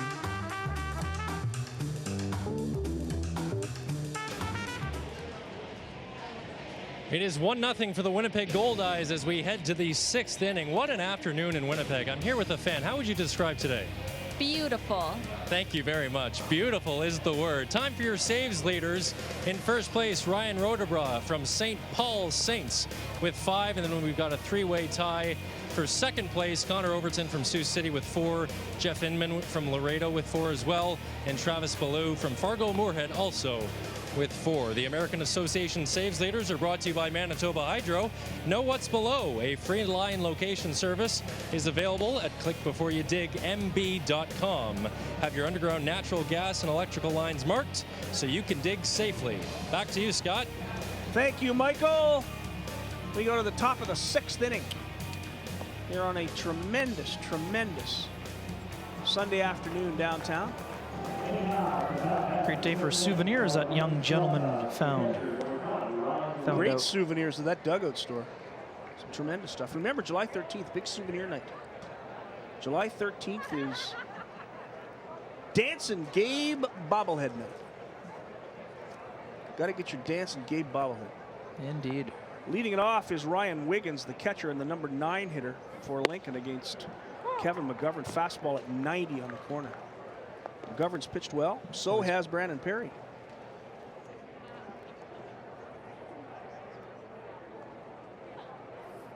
There's a ground ball to Gonzalez at short. Tough hop. Gonzalez fires across, and that ate him up. Wiggins gets down the line, and that, I'm sure, is going to be an error to the shortstop. That is indeed an error. Yeah, the smooth fielding Gonzalez, or the normally sure fielding, sort of let that one play him. Instead of charging the ball, he kind of went back on it a little bit and kind of got him off the palm of the glove. By the time he collected it, it was too late over at first. So runner at first and nobody out here to start the 6th.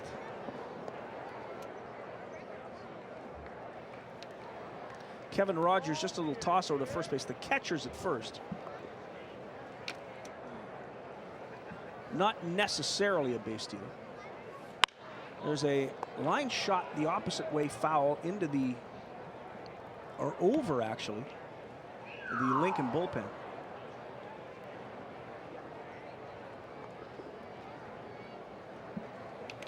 Right-hander warming for the Saltdogs. Looks like it's Casey Collins, number 23. Real good start so far, Mr. Bennett Perry.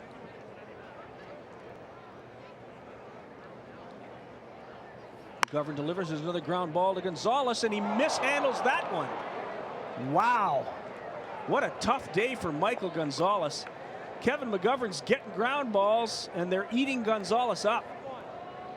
This one looked like a tough hop to me, Scott. Looked like it might have hit one of those. See, there you go. It just had the old ejector seat hop on Gonzalez. May have been thinking about turning the double play before he had it, but again, to me, it's an error for sure. But it looked like it was a tough hop. Might have hit a footprint and really jumped up. Kind of caught him by surprise. That time he did charge the ball properly and looked like he was going to make the play, but another error for the sure-handed shortstop. Back-to-back errors, and probably should have been a third one. A base hit was awarded, but squaring to bunt, and it's a beauty foul. Just went foul. That was a dandy right in front of the plate. Little top spin on it. Went foul by McKenna. So Pat McKenna with runners at first and second. Nobody out. 2 errors by the shortstop has set up a really difficult situation for Kevin McGovern. We're going to see what this guy's made of right now. Yeah, it's a big spot for sure. And again, you got a guy in McKenna who's hitting only 170. Got a sacrifice bunt right here. There's no doubt about it. Bobby Brown making the right call, trying to get the sacrifice going and advance those runners to second and third.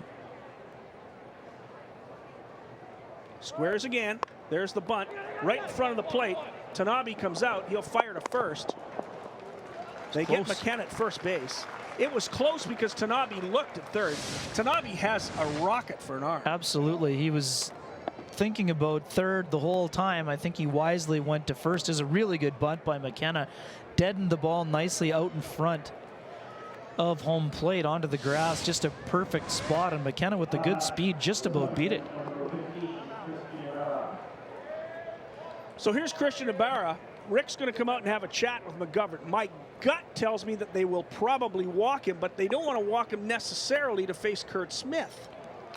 So I think the conversation is be careful with Ibarra, and if you get to 3-0, then we'll walk him, and we'll take our chances with the bases loaded. But this is a tough situation. This will be a discussion about the infield defense here as well, I think.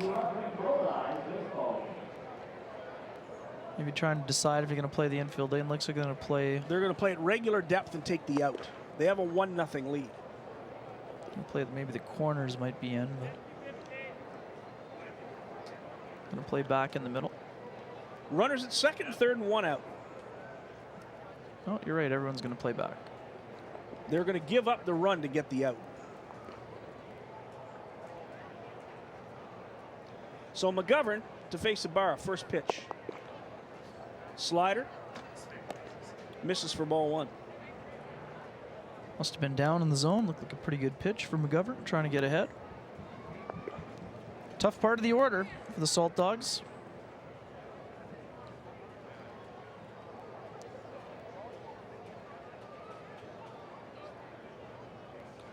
Christian Ibarra from La Puente, California. There's a pitch that just missed. 2 balls and no strikes. Yeah, you definitely got to be careful here. You leave a pitch up in the zone 2-0 and could drive in a pair of runs with a single or knock one out of the yard with that prodigious power of Ibarra. Pitch by McGovern in the dirt, ball 3. So they're being careful with Ibarra. It's a pretty tough situation. You got a 350 hitter and then a 383 hitter. And Ibarra today, with a hit and 2 trips, is pushed that batting average up to 355. So he's no easy out. Pitch right down the middle for a strike, 3-1. Yeah, definitely a pick your poison situation. And good thing about McGovern is he has that slider that could yield a strikeout.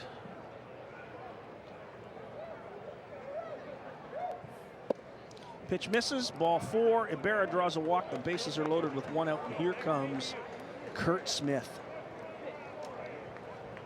Well, the one thing about walking him, you set up the force at every base. Kurt Smith is 1 for 2 today, hitting .388. He has 3 home runs and 7 driven in.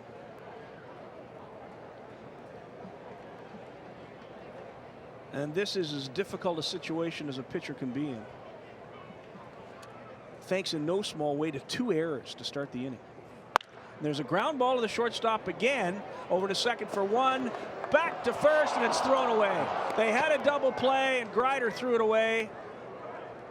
2 runs come in to score, and the Goldeyes could have been out of the inning, and instead, Kurt Smith's going to be on second base with 2 out and 2 runs in. Slow roller to short. Gonzalez makes sure that one gets to the glove. Grider looked like it turned nicely, but the throw is just off. It's an errant throw to first base. Extra run scores, and the ball goes into the camera well, and it's an extra base. Smith advances to second.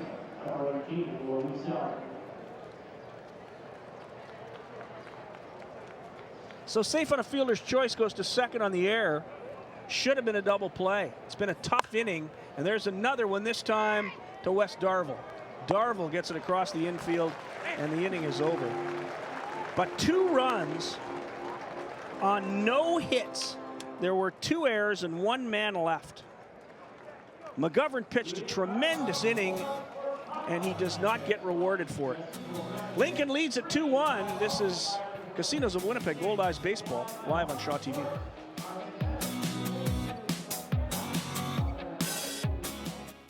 You're watching Casinos of Winnipeg Goldeyes Baseball on Shaw TV.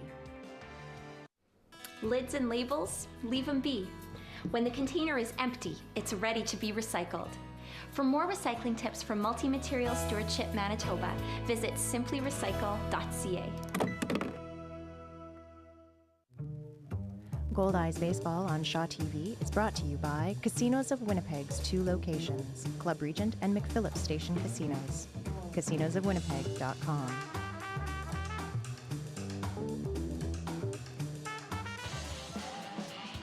When you're enjoying the Winnipeg Free Press Sky Suite level here at Shaw Park, stop and relax in one of 3 Lazy Boy home furnishings and decor comfort zones. Each is fully furnished with the latest Lazy Boy furniture. Lazy Boy Furnishings and Decor, located at 1425 Ellis Avenue. Live life comfortably. We have a brand new pitcher for the Lincoln Saltdogs. Kenny? The right-hander, Casey Collins, coming in, Scott, for the second time. He has no record and no ERA so far. 2 1/3 innings pitched, 1 hit, 1 walk, no strikeouts.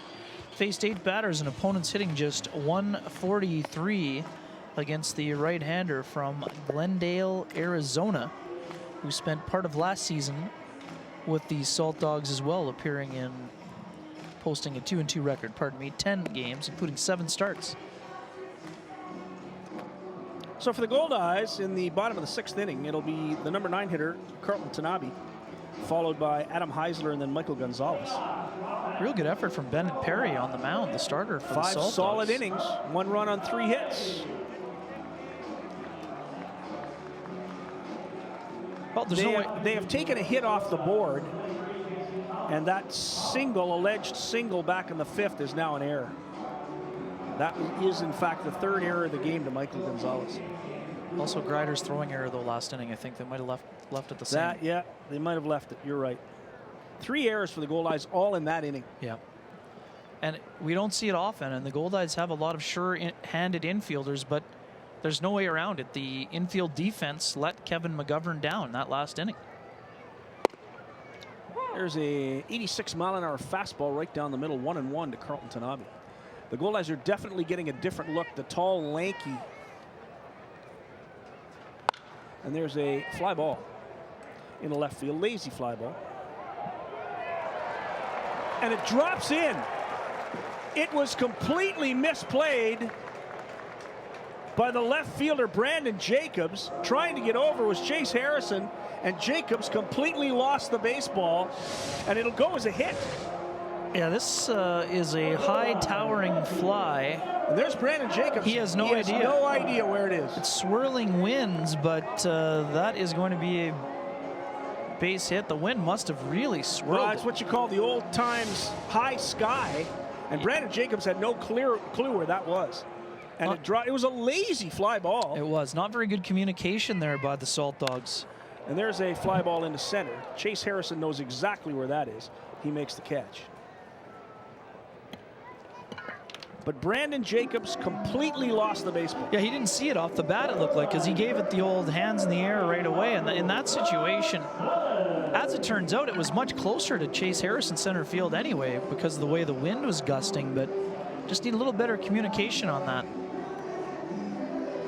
So with 1 out and a runner on first, here's Gonzalez. He's 0 for 1. Pitches outside. He walked in the 1st inning and then grounded out to 3rd in the 4th.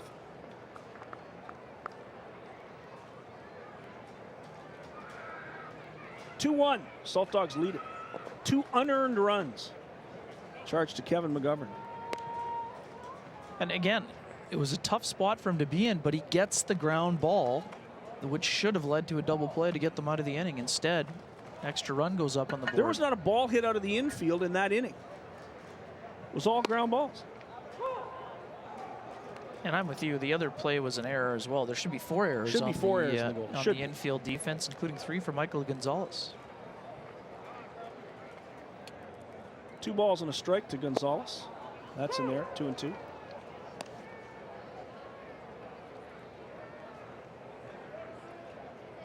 Casey Collins, the pitcher, in relief of Brandon Perry.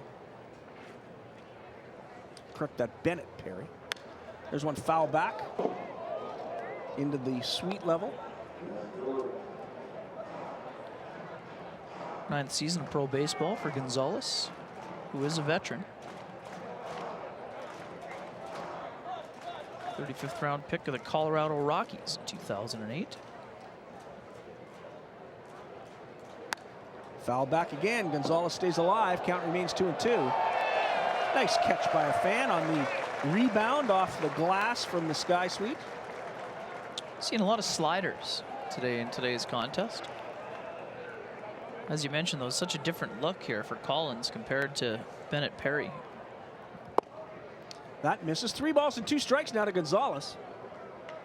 Tanabe at first, 1 away. We're in the bottom of 6.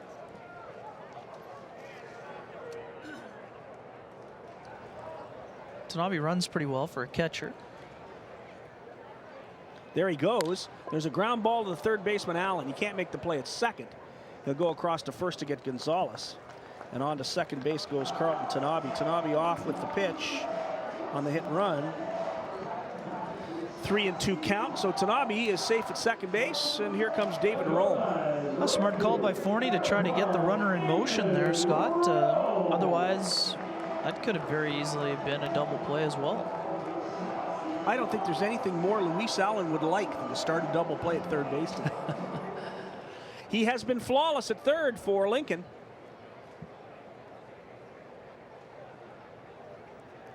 First pitch to Rome, misses low, ball 1. Rome, 1 for 2 today, hitting .386 on the season. Second leading hitter in the association. Oh, he's been fantastic. The other thing that Luis Allen wanted to make sure people knew is that he really appreciated that Rick Forney found him a place to play, because he wanted to keep playing, loves the game, wanted to stay in the American Association, and that trade with Lincoln allowed him to do that. 1 ball and 1 strike to David Rome. Tanabe at second, 2 away. We're in the bottom of the 6th inning. There was a great curveball in there for a strike. Rome thought about it. That slow looping curve at 76 sort of froze him on that one.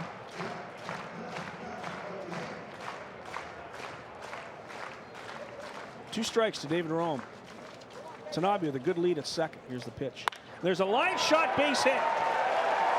That'll tie the ball game. Tanabe will score. Rome is going to try for second base. Not a particularly good throw. And it'll be a double. He was going all the way. David Rome with a double and a run batted in. And the Goldeyes have tied it at 2. But as the Lincoln Saltdogs got a couple of breaks in the top of the 6th on those 2 errors, the Goldeyes get a break with Brandon Jacobs not finding that routine fly ball off the bat of Tanabe. Tanabe goes to second base on the ground ball and scores on the solid single by David Rome. Great at bat from Rome. We've heard this a lot from Rick Forney. Rome is a really good 2-strike hitter. He simplifies his approach, dumps a double into center field, and ties the ball game. And as you mentioned, defense again letting down their pitchers out there. Again, that's a tough play for Jacobs because of the high sky, if you will, and the sunlight, not being able to see the ball. But again, that should be an unearned run. It's not, because there's no error to give on the play. But swing and a miss. Reggie Scofflin, he struck out in the first and flied out to right back in the 4th. Lazy fly ball to right field. 2 strikes quickly to Reggie Abercrombie. But Rome with a clutch 2-out double. And great hustle again. Yes. Harris was a bit slow getting the ball into the infield, and Rome just hustles his way into a double. Gets himself into scoring position for Abercrombie. Reggie's another one of those guys who needs a few hits. He's hitting .203. Couple of home runs and 11 driven in. There's a ground ball to the second baseman. Handled easily by Ibarra. And that does it for the Goldeyes. But they get a run to tie the game. 1 run on 2 hits. There were no errors and 1 man left. 6 complete on a gorgeous Sunday afternoon in downtown Winnipeg. It's the Goldeyes 2, the Lincoln Saltdogs 2. You're watching Casinos of Winnipeg. Goldeyes baseball live on Shaw TV.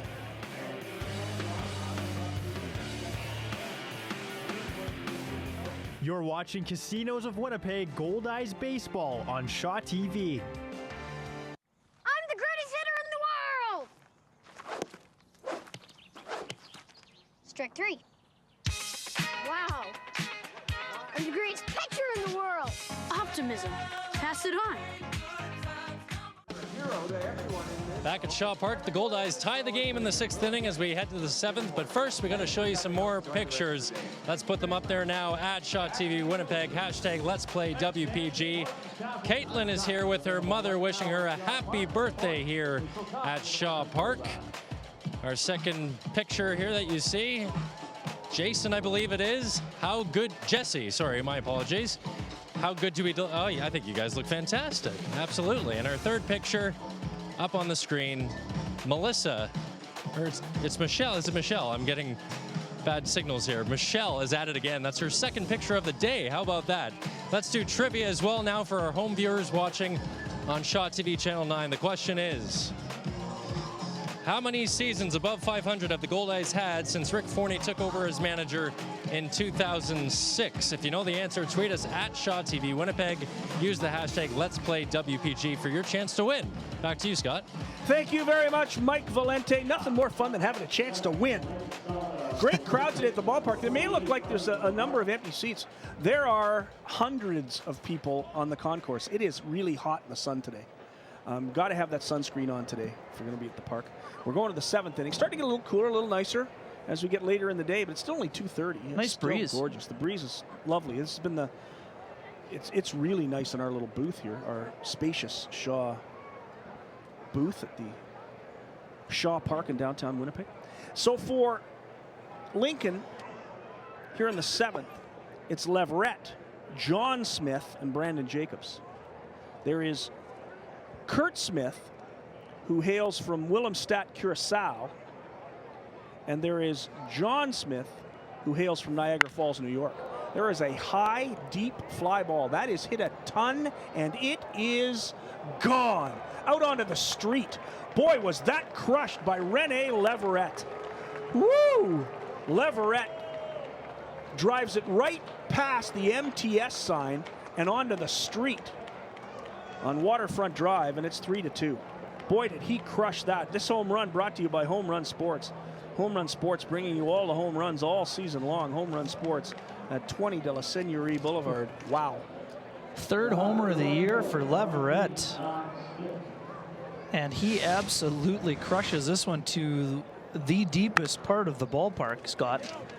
Just continue to carry. I thought for a moment that Abercrombie might be able to track it down if it stayed in the ballpark. Instead, it just continued to carry out. It landed on the street. Right center, and that's just absolutely crushed. 12 homers last year for Leverett, and that's his third this season. John Smith to face Kevin McGovern. And it's now 3-2 Lincoln. Wind is Smith blowing 0 out for a 2. bit Yeah, it's to blowing out right a bit. center, yeah, but that ball did not need wind assistance. That was just crushed. Two balls and one strike to John Smith. And there is a line shot foul, heads up. It ends up going through the patio and back onto the field. 2-2 the count to Smith. Just what ended up in somebody's lunch right there. It did. I think it bounced through the lunch out in the patio. These patio decks have been popular this year. 2-2 the count to Smith. Swing and a foul tip. That hit home plate umpire Mike Jarbo. Jarbo's behind the plate. Sean Cassidy's at first base, and Matt Herrera is the third base umpire today. We haven't mentioned the umpires. They have had little or nothing to do with the outcome today, which makes them very good umpires. Curveball fouled off. Oh, are you out there? Oh, I am there, yeah. You are parked there? Kenny, you better get Mako. Fender bender, rear ender. Just take it to Mako, 983 Wall Street to carry it. 2-2 the count to John Smith. It's popped up again and foul out of play. So Smith is battling, hitting just .211. He has 3 home runs, 9 driven in. One of those home runs coming on Friday night against Kyle Anderson. Bit of a shocker late in the game. The score 7-0.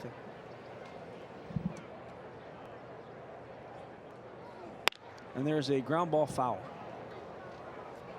Smith has hit a couple really hard. Well, that was Anderson's first career complete game as a professional.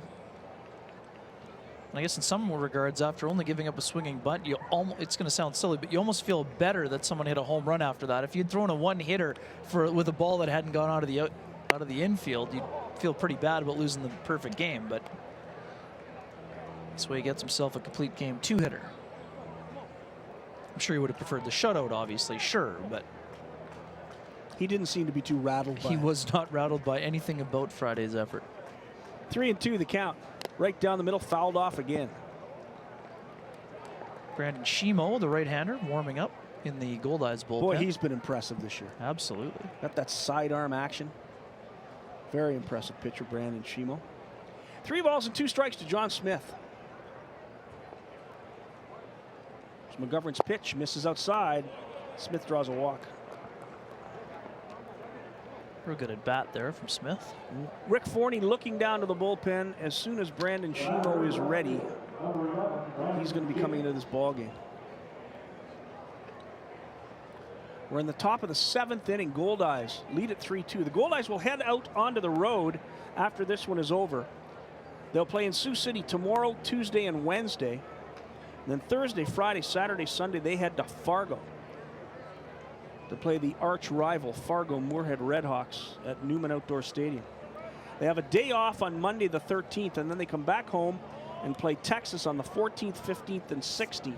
14th and 15th at 7 o'clock, the 16th at 11 in the morning. And then St. Paul comes to town for Friday the 17th at 7, Saturday the 18th at 6, and Sunday the 19th at 1. John Smith has stolen 1 base this season. Hasn't been caught.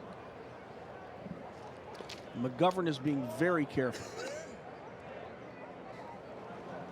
A runner at first. Nobody out, a run in, 3-2. Lincoln leads it. On a massive home run by Rene Leverett. Swing and a miss on the fastball at 84. 1 strike to Brandon Jacobs. Jacobs, a 10th round pick of the Boston Red Sox in 2009.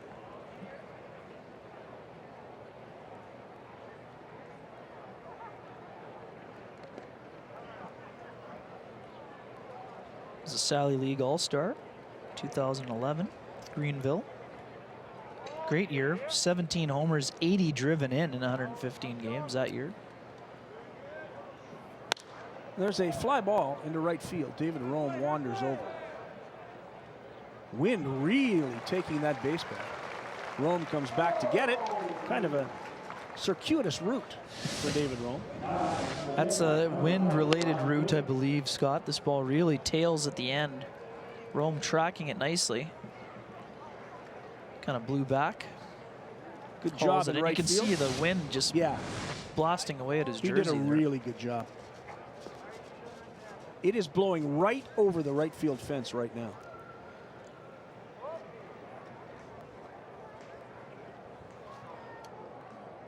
Here's a number 9 hitter, Ryan Wiggins. Wiggins is the catcher.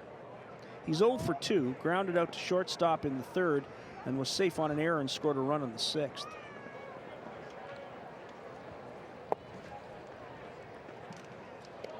Pitch misses low. 1 ball and no strikes to Ryan Wiggins. Wiggins from Seattle, Washington, played college ball at the University of Washington. Played in Lincoln last season. Still a rookie. There's a pop-up that's going to get out of play. Over comes Rogers. Great catch by a fan. That's why you bring a glove to the ballpark. She made an outstanding catch. Oh, and just fired up, high fives all around. Yeah. Oh, look at that moment. Good job, Mom. Hugging it out. Nicely Why done. you bring a glove? Good job.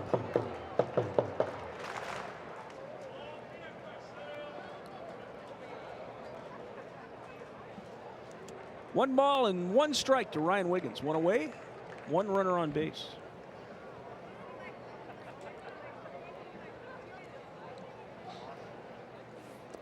Pitches in the dirt, on to second base, and John Smith is caught. The late steal, thought maybe it got by Carlton Tanabe perhaps. Tanabe, as we mentioned a number of times, Tanabe has an absolute rocket behind the plate.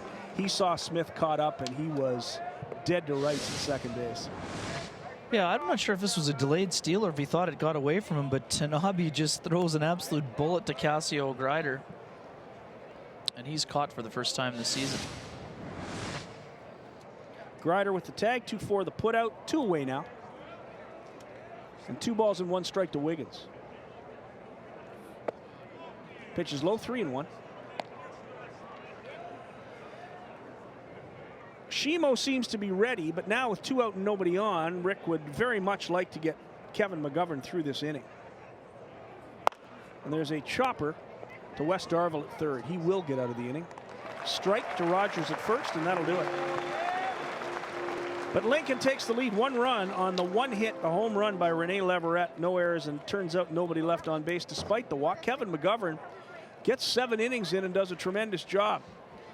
Lincoln leads at 3-2. Goldeyes coming up in the bottom of the 7th. This is Casinos of Winnipeg Goldeyes Baseball live on Shaw TV.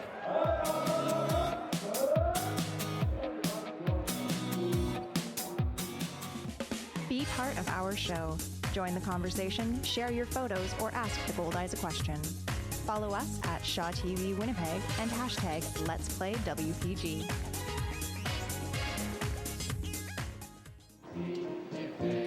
Time now for the 7th inning stretch, brought to you by the Dugout Souvenir Store.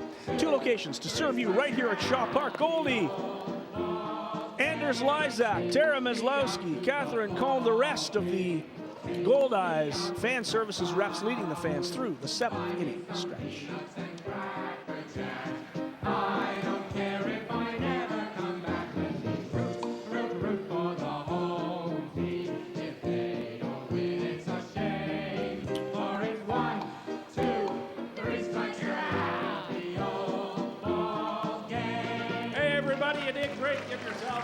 The 7th inning stretch. Thanks, Goldie.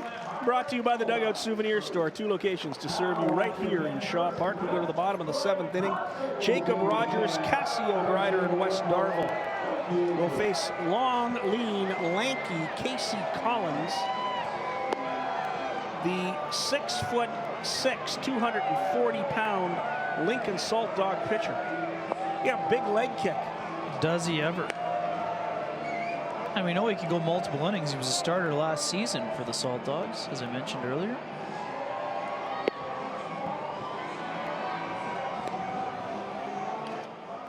So the Goldeyes find themselves down 3-2. If in fact Kevin McGovern is done for the day, if Brandon Shimo is going to come in for the 8th, McGovern has pitched pretty fine baseball. He's allowed 3 runs on just 4 hits. The big problem, 2 unearned runs on 3 errors in an inning where they almost got out of it. Indeed. Probably should have got out of it. I actually think McGovern's staying in the game. I don't know if... He certainly deserves to stay in the game. He deserves to be the winning pitcher in this one. Not sure if I didn't see Rick Forney shake his hand, and he was just up on the top step with Carlton Tanabe, so we'll see. We'll see what the inning brings. Looks like there's going to be some more action happening. Jake Rogers today hit the ball hard and lined out to right field and then hit one over the right field fence. He's 1 for 2, hitting .276. Now 4 homers and 9 driven in.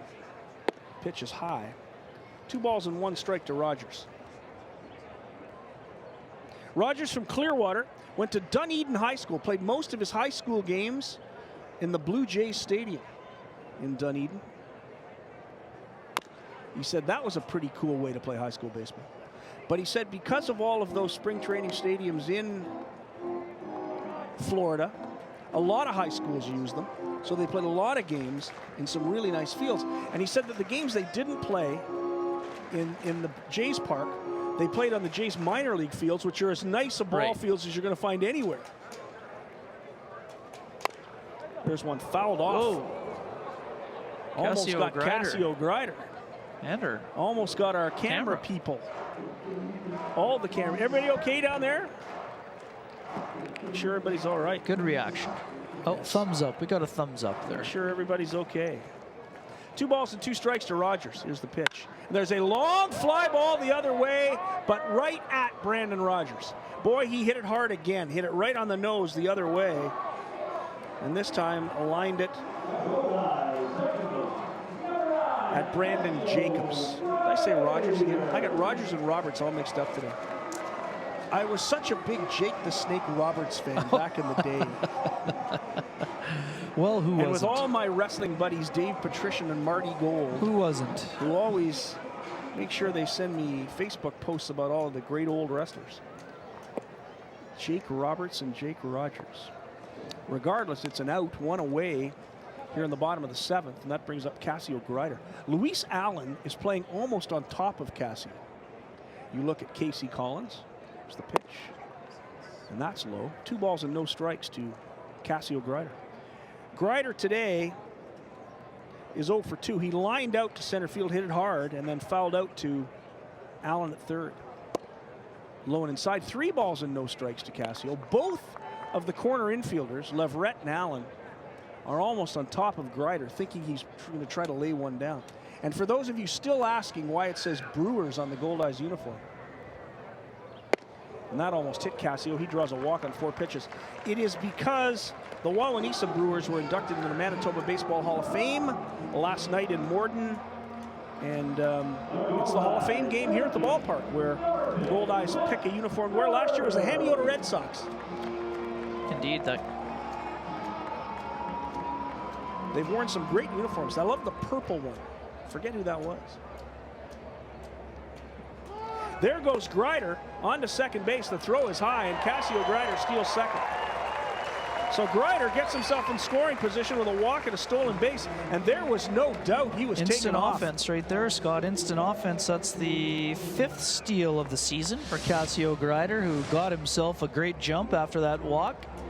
And obviously we know he has that explosive stride. Hits there with a pretty nice pop-up slide. Was already thinking about that ball going into center field. He was going to be on his horse to third. Wes Darville today is 0 for 2. He grounded out to second and then hit a rocket down the first baseline, and Leverett made a tremendous play.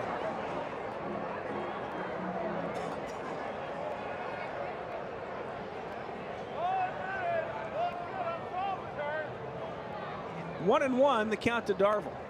Off-speed pitch, high and outside. 2 balls and 1 strike. Collins having a bit of trouble with his command here in the 7th inning after kind of breezing. Did give up the 1 run in the 6th, but seemed to be kind of rolling along. And now Ryan Wiggins wants to talk about it. Young man in the suite level hit with a baseball, that foul ball. That's what all the commotion was about. He seems to be okay. He's in mommy's arms, and Dan Chase, the marketing director, is having a conversation.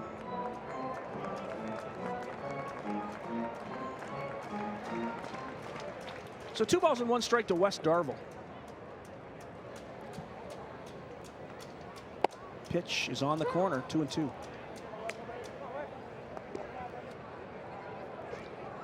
Big cloud right over the ballpark. That will help the outfielders. It's made it a little overcast today. Was very, very sunny for the longest time. There's one high, 3-2, and you're right. Collins having trouble with his command. That was his fastball at 89. High out of the strike zone, perhaps trying to get Darville to chase. Could have been a purpose pitch there up in the zone. 3-2, counts full to Darville. There's the pitch. There's it fouled off again. That one's on the roof. Everybody's safe. Good at bat here for Darville's worked the count deep. Fouled off a couple of tough pitches. It's another one of those Goldeyes whose average is a bit lower than anticipated. He has himself 7 ribbies this year, but he'd love to cash one in here to tie this ball game. Wind blowing out over the right field fence, and it's blowing hard now. There's a ground ball up the middle. Darville will be thrown out at first base. Good job on a tough hop by Pat McKenna, the shortstop. And on to third goes Cassio Grider. It'll bring up Ridge Ho'opi'i Haslam. Hit hard by Darville. Yeah, good at bat. Sort of handcuffed McKenna, who stuck with it. Another one of those crazy hops that kind of gave Michael Gonzalez some trouble. And we're going to have a pitching change. We are going to have a pitching change. So Casey Collins is done. He leaves a runner at third base. It's his responsibility with 2 out here in the bottom of the 7th inning. Tell us about the brand new pitcher for the Lincoln Saltdogs. New pitcher looks like it's Nigel Nootbaar. Coming on for the 4th time this season. He's got a 1-0 record, 3.00 ERA. He's worked 3 innings, Scott, given up 2 hits, 1 run, it was earned. 1 walk, 2 strikeouts, and of the 12 batters he has faced, Opponents hitting just 182 against the right-handed reliever. Nigel Nootbaar is 6 feet, 180 pounds. Played in Delmarva last year. Went to the University of Southern California. He is from El Segundo, California. Beautiful place. And it is officially a rookie. It is indeed. Nigel Nootbaar. Born in Tokyo, Japan, though. Very interesting. I think he has a very interesting story. Absolutely. 12th round pick of the Baltimore Orioles in 2014. Pitched in the Cape Cod League for the Bourne Braves in 2013. Wood Bat College League. Indeed. Would have been a teammate of starting pitcher Bennett Perry last year at Delmarva, the Orioles organization. Human performance major. Went to the same high school as George Brett, longtime Kansas City Royals great. Well, I can assure you that he went long after George Brett was Indeed, he did. That's one thing I didn't mention about Bennett Perry. He went to the same high school in San Diego as Tony Gwynn. Dancing Gabe still right into it. Gabe enjoying himself on an afternoon that has been absolutely splendid. The sun is coming back out. That big cloud is moving northeast as Nigel Nootbaar finishes his warm-ups. And Nigel will face Ridge. Nigel Nootbaar against Ridge Ho'opi'i Haslam. Cassio Greider's at third base, and the Goldeyes right here need a little bit of two-out magic. They got some from David Rome back in the 6th inning. Ho'opi'i Haslam looking for his first RBI of the season. Got himself a couple of hits after coming off the bench the other day, on Thursday. First pitch to Ridge is inside for ball 1. Hitting 207, 0 for 2 today. Grounded to third, popped out to the pitcher his last at bat.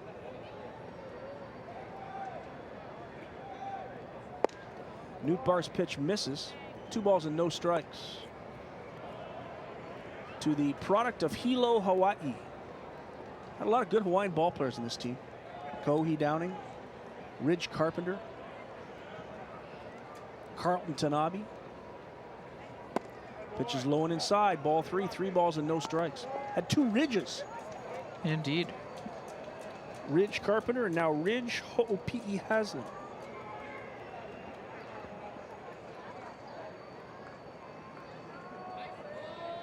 Three balls and no strikes. He'll be taking all the way. It's a strike right down the middle at 92 from Nigel Nootbaar.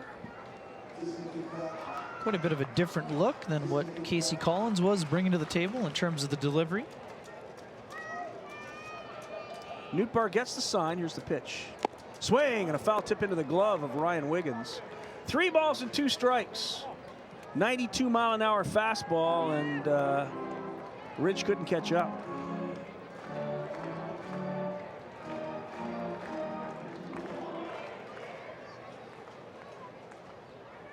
Greider with a pretty good lead at third base. Pitch by Nootbaar is on the corner for strike 3. Haslam didn't like it, but it was right on the corner. A beautiful pitch from Nootbaar, and the Goldeyes come up empty. No runs, no hits, no errors. 1 man left on the walk and stolen base from Greider. We've played 7 complete. Whale of a ball game. Lincoln leads at 3-2. You're watching Casinos of Winnipeg Goldeyes baseball, and we're right here on Shaw TV. We're going to go to Mike Valenti. Michael. All right, we are here with our photo contest winner for today, Caitlin. Caitlin, how are you? I'm doing very well today. Who are you with today? I'm here with my parents. It's my mom's birthday. There you go. That's 2 birthdays in a row if you watched our broadcast on Thursday. Aaron was celebrating his birthday on Thursday. Now it's your mother's. What are your plans for tonight? We're going to go get some food after this. Perfect. And what do you like to do during the summer, Caitlin? Well, I love to come to games when I can, and I play a lot of actually. Here are your 2 tickets. Thank you. That's June 16th game versus Section J. Enjoy. Thank you. No problem. There's our photo contest for the day. Back to you, Scott. Cool. There you go. Cool. Thank you. You're watching Casinos of Winnipeg Goldeyes Baseball on Shaw TV.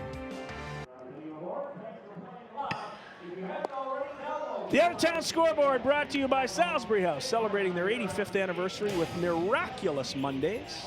They're in the bottom of the 5th in Wichita, and Gary is pounding the Wingnuts 8-1.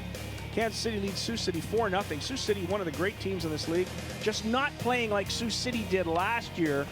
Sioux City is 8-8 and looking to go to 8-9 now. They're only in the second inning. Texas leads Joplin 1-0.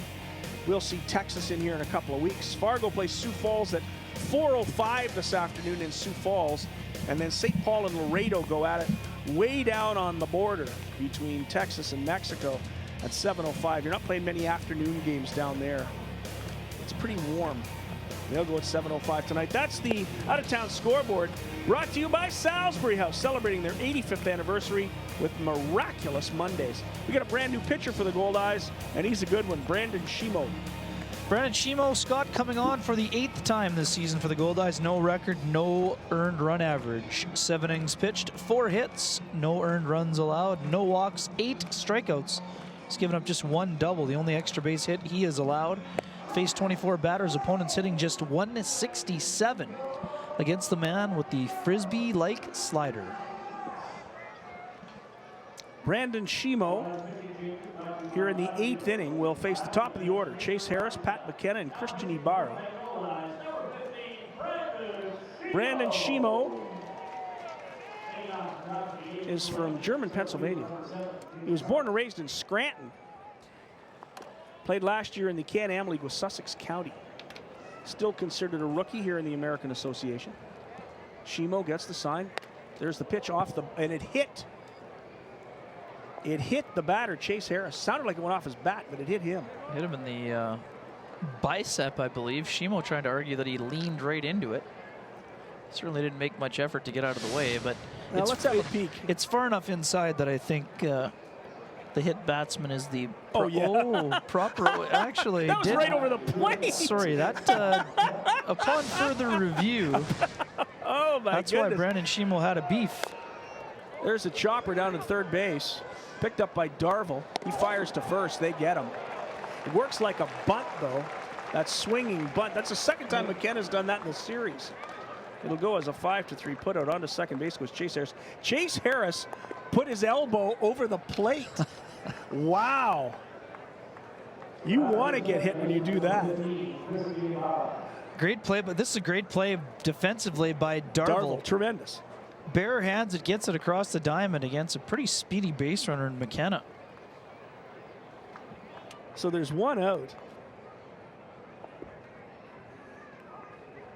If you look at that replay closely that hit Chase Harris, he stuck that elbow up. That pitch was right over the plate. It was a strike. There's a line shot base hit. Reggie's going to take it on a couple of hops, and it gets by him. Oh, my goodness. Run scores all the way to third. Will go Christian Ibarra. My goodness, and it'll be a single and a 2-base error. Wow. Reggie let it get by him, and now there's a runner on third. It'll be an RBI for Ibarra. Reggie was going to come up throwing. The 4th official error of the game. There's actually been 5. Good base hit. Abercrombie was charging it nicely. Looked like there might be a play at the plate, but looked like he looked up at the last second and it went underneath his glove, and that turned a single into a triple. They're going to walk Kurt Smith.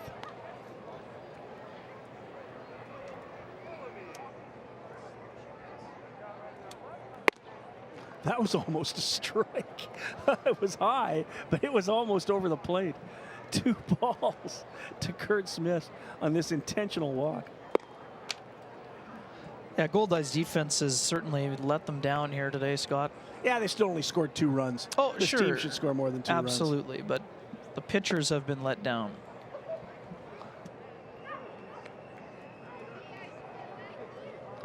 So that'll put runners on the corners.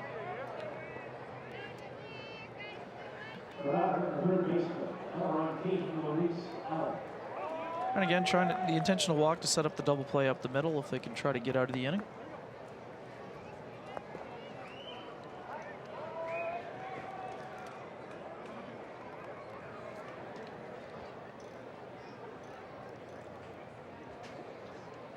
So runners on the corners with one away.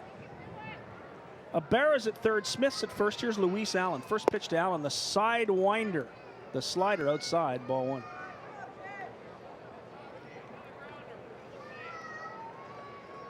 Each team with 5 hits in the contest.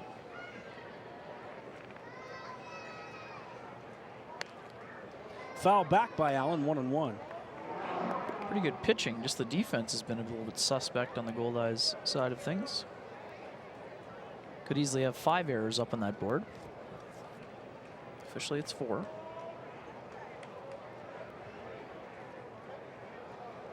Two for Gonzalez, 1 for Grider, 1 for Reggie Abercrombie.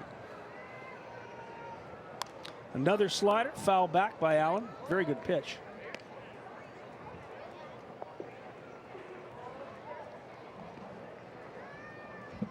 Well, you know, Allen would love the opportunity to drive in an insurance run here against his former club.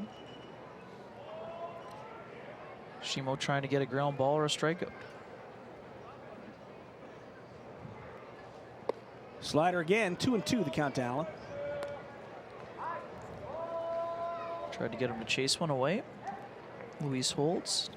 Get the count of 2-2.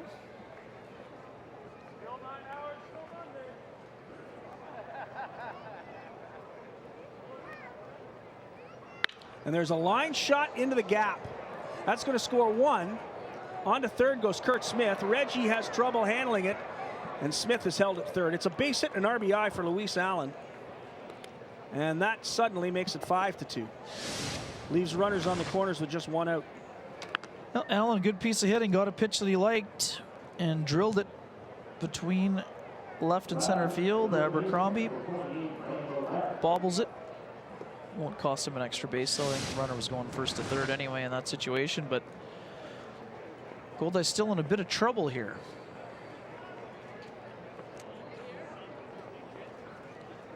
Dangerous man stepping into the plate. Sure is. Rene Leverett, he already has a home run and a big one in the 7th.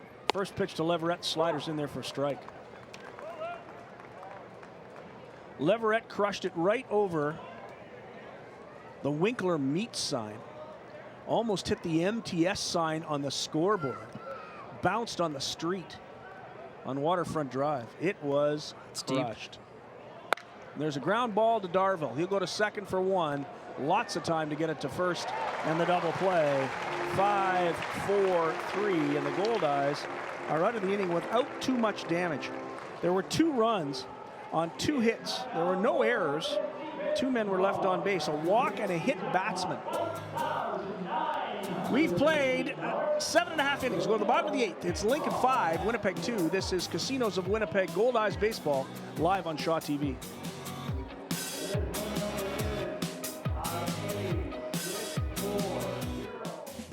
Be part of our show. Join the conversation, share your photos, or ask the Goldeyes a question. Follow us at Shaw TV Winnipeg and hashtag Let's Play WPG.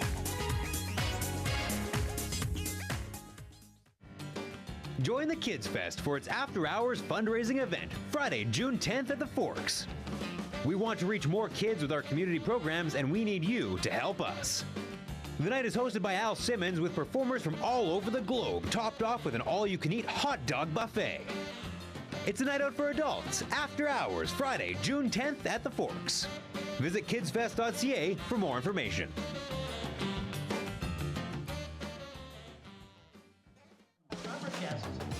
Rough inning there for the Goldeyes defensively. Let's see if they can recap offensively. But before we do that, we want to let our home viewers know, watching on Shaw TV Channel 9, what our trivia question is today. One more time. Here we go.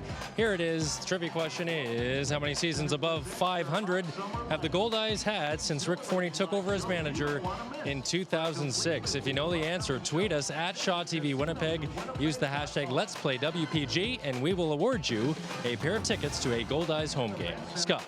Thank you very much, Michael. And we'll go to the bottom of the 8th inning here in the downtown ballpark. the Goldeyes, it'll be Carlton Tanabe, then back to the top of the order, and Adam Heisler and Michael Gonzalez. Goldeyes trail at 5-2. 5 runs on 6 hits and no errors for the Lincoln Saltdogs. 2 runs, 5 hits, 4 errors for the Goldeyes. All of them resulted in runs. And there was actually a 5th error that was called a base hit. But boy, in the real world, it was an error. We got a brand new pitcher now for the Lincoln Saltdogs, Zach Westcott. Tell us about Zach Westcott. Right-hander from Weston, Florida. Scott coming on for the 8th time this year. He has no record, but a 3.86 earned run average, 9 1/3 innings pitched, 13 hits, 4 runs, all of which are earned, 6 walks, 8 strikeouts. He's given up 1 homer. And opponents hitting .342 against the right-hander. So Tanabe leads it off. First pitch is in there for a strike. Carlton Tanabe today has a single and 2 trips. He's raised the batting average to 182. He has a run batted in as well.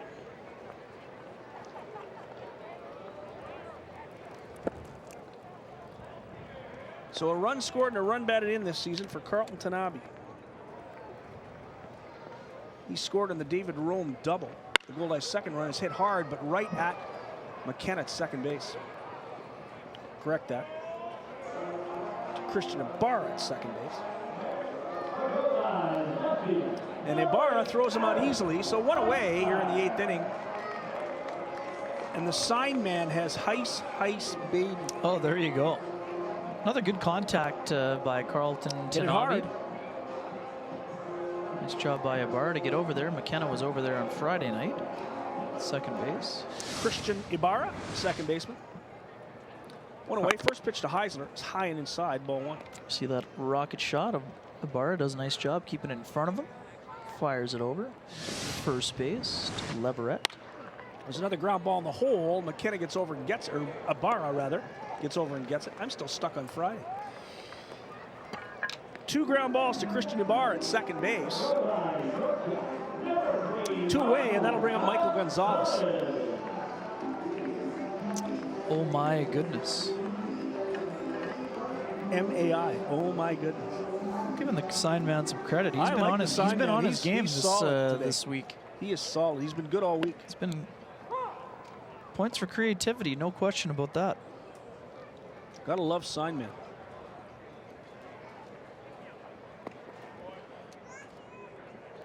Zach Westcott, the Floridian, working quickly. 1 ball and 1 strike to Gonzalez. David Rome into the on-deck circle if Gonzalez can get on. Pitch just low, 2 balls and 1 strike. Michael Gonzalez today walked in the first, grounded to third in the 6th, and grounded to third in the 4th, and grounded to third in the 6th. Pitches in there, 2 balls and 2 strikes to Gonzalez.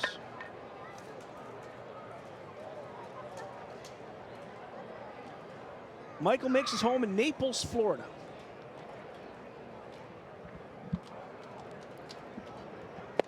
Pitches outside. Counts full now to Gonzalez. We're in the bottom of the 8th inning. 5-2, Lincoln leads it. There's a chopper off his foot. Foul ball.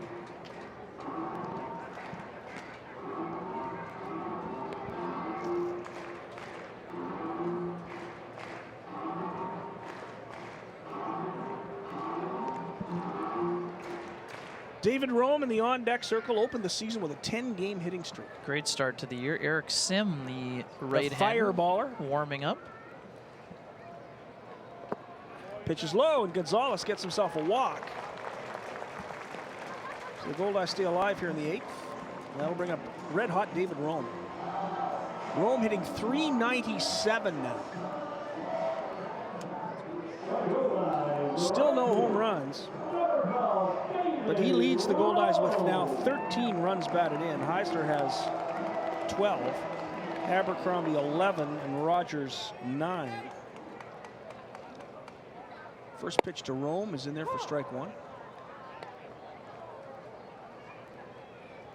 Michael Gonzalez chatting it up with Rene Leverett at first base. Gonzalez has a pretty good lead. Pitch to Rome is low. Ball 1, 1-1.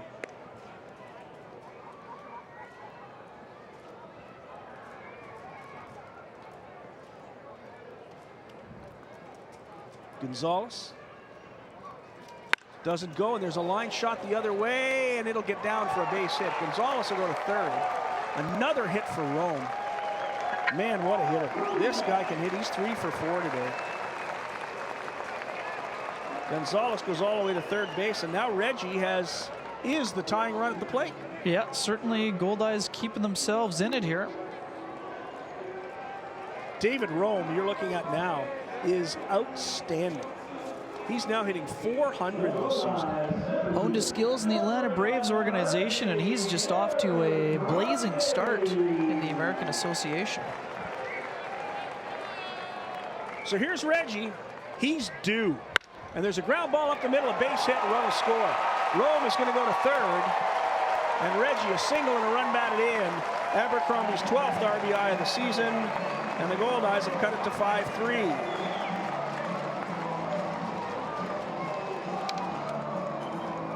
Rome goes all the way to third base. And here's Jake Rogers now. The go-ahead run at the plate. Good job by Abercrombie.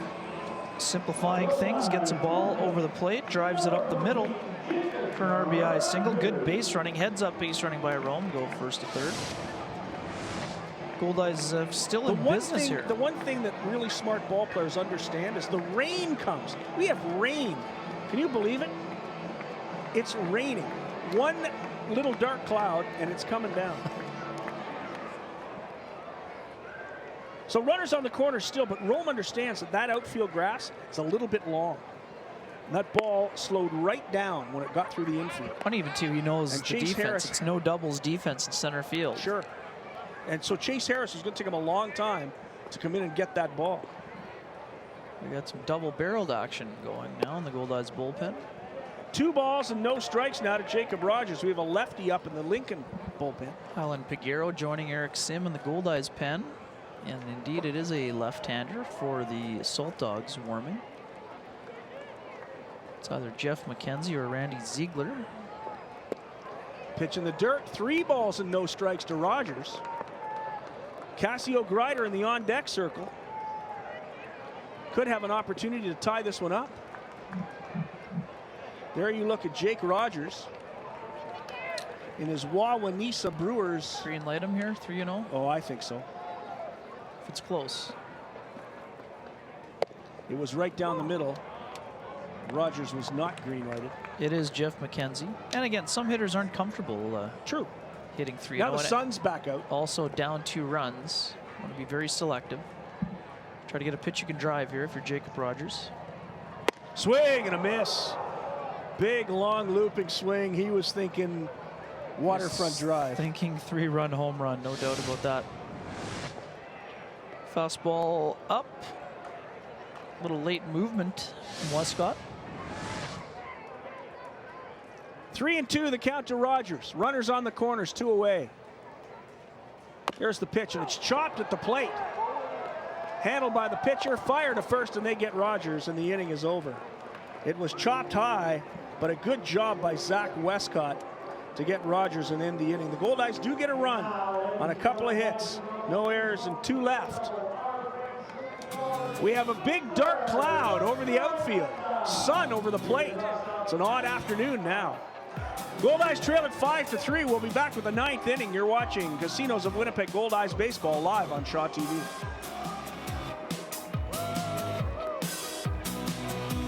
You're watching Casinos of Winnipeg Goldeyes Baseball on Shaw TV. Time now for your Manitoba Public Insurance Slide of the Game, brought to you by Manitoba Public Insurance. Don't let distracted driving take you out of the game. Texting and driving is illegal. Could cost you a $200 fine, 2 demerits, or your life. Please don't text and drive. That's a message from Manitoba Public Insurance and your Winnipeg Goldeyes. What's our slide of the game, Kenny? Bottom of the 7th inning after a 1-out walk to Cassio Grider. He is on the move quickly. Comes through with his 5th stolen base of the season. And after that nice jump and a beautiful pop-up slide, Cassio Grider provides us with our slide of the game. Great slide by Cassio Grider. That's the slide of the game, brought to you by Manitoba Public Insurance and your Winnipeg Goldeyes. Brand new pitcher now for the Winnipeg Goldeyes, and it's the fireballer from Abbotsford, BC, Eric Sim. The right-hander, Scott, coming on for the 7th time with the Goldeyes. No record. He has a 5.06 earned run average. He has 1 save, 5 1/3 innings. 4 hits, 3 runs, all of which are earned. He has 8 walks, 4 strikeouts. Opponents hitting just .250 against him. In speaking to Sim, he knows he's got to get those walks down, but he definitely provides a whole lot of velocity from the right-hand side. He can throw hard, Eric Sim, and he's a big guy from Busan, South Korea, 6'2", 215 pounds. And on the broadcast, we've had him up at 97.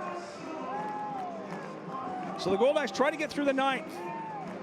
In the bottom of the 9th, they'll have Greider, Darvel, and Ho'opi'i Haslam to face whomever manager Bobby Brown pulls out of that bullpen. It So looks like Sim's it's Jeff job. McKenzie, the lefty, warming McKenzie, now. the lefty. So it'll be McKenzie in the 9th to start for Lincoln.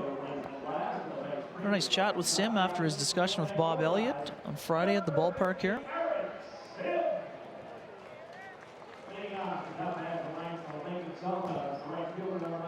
Eric Sim throws hard. He will start this journey with the number 7 hitter, John Smith, who was 0 for 2 today with a walk. Sim works from the stretch. Smith digs in. Here's the pitch. Low and outside, ball 1. The only problem he's been having is with his command, Scott. It has often been a 2-0 count to start.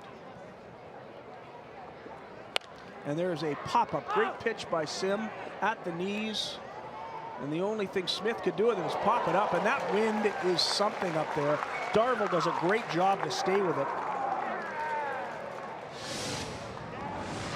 And that's a tough wind. That ball was hit a mile in the air. Yeah, Darvel thought he was camped under it. Does a real nice job of tracking the baseball, but really kind of faded on him at the end. But he really does a nice job of sticking with it to haul in the first out of this 9th inning. Here's Brandon Jacobs. Jacobs is 0 for 3. First pitch by Sim is in the dirt, ball 1. Brandon Jacobs grounded out to the third baseman back in the 3rd, struck out in the 5th, and flied to right field in the 7th. And Sim knows he has good stuff, just a matter of trying to be not quite as fine, maybe. 2 balls and no strikes, a 95-mile-an-hour fastball. That just snapped that glove of Carlton Tanabe.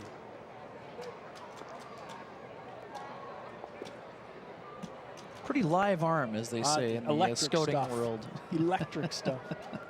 If he could find his command, he would be an amazing pitcher. He would have major league stuff if he could just find his command. Now he goes to 3-0. Every time I see him come out of the bullpen, I think about the movie Major League. Should play Wild Thing. Tough to hit against. They're certainly rarely feeling comfortable in the box. Right down the middle at 92. That was a beautiful pitch from Sam. Seems to have some good movement. It's not like he's just throwing a straight fastball. He's got some good movement on it as well. It's just about harnessing that. It is. That's talent. all it's about. He has talent. There is a shot into the gap. That's going to be a double, unless Reggie gets over, and he does. What an effort by Reggie Abercrombie. Boy, did he cover a lot of ground. A tremendous play by Reggie Abercrombie to steal a double from Brandon Jacobs. Jacobs hit it hard, but Abercrombie came a long way to get it. Sure did. Good, solid contact. Great hustle by Abercrombie getting over in the gap. Oh, terrific effort. He read it perfectly off the bat. He got a good jump, too, yeah. Great jump. Good job by Abercrombie. 2 away now in the 9th. And that brings up Ryan Wiggins. First pitch to Wiggins, inside ball 1. Eric Sim has fallen behind every batter he's faced. Do you like the socks, though? Yeah, looking sharp. Yeah, old school. Good. Old school. The stirrups.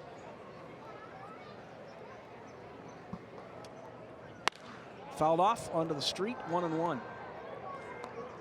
Took something off that one at 88. Good defensive play by Abercrombie, 2 away here in the 9th. Trying to keep the Goldeyes in it. to give the club a chance in the 9th inning. Eric Sim from Abbotsford, BC. Here's the pitch. Misses outside, 2 balls and 1 strike.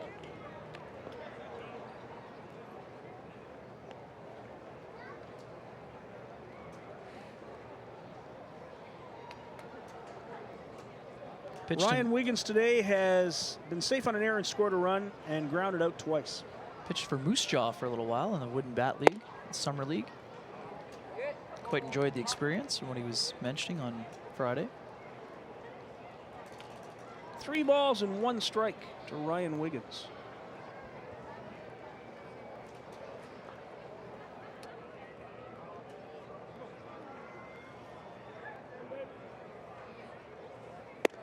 Pitches high and inside, ball 4. So he got the first 2 batters and walks the number 9 hitter Wiggins. We'll go back to the top of the order with Chase Harris, and here comes Rick Forney. Might be Highland Piguero time, and it is.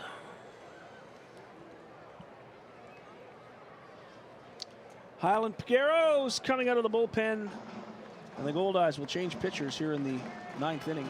Highland Piguero, the closer, is going to be put in a position to perhaps get a win here. Tell us about Highland.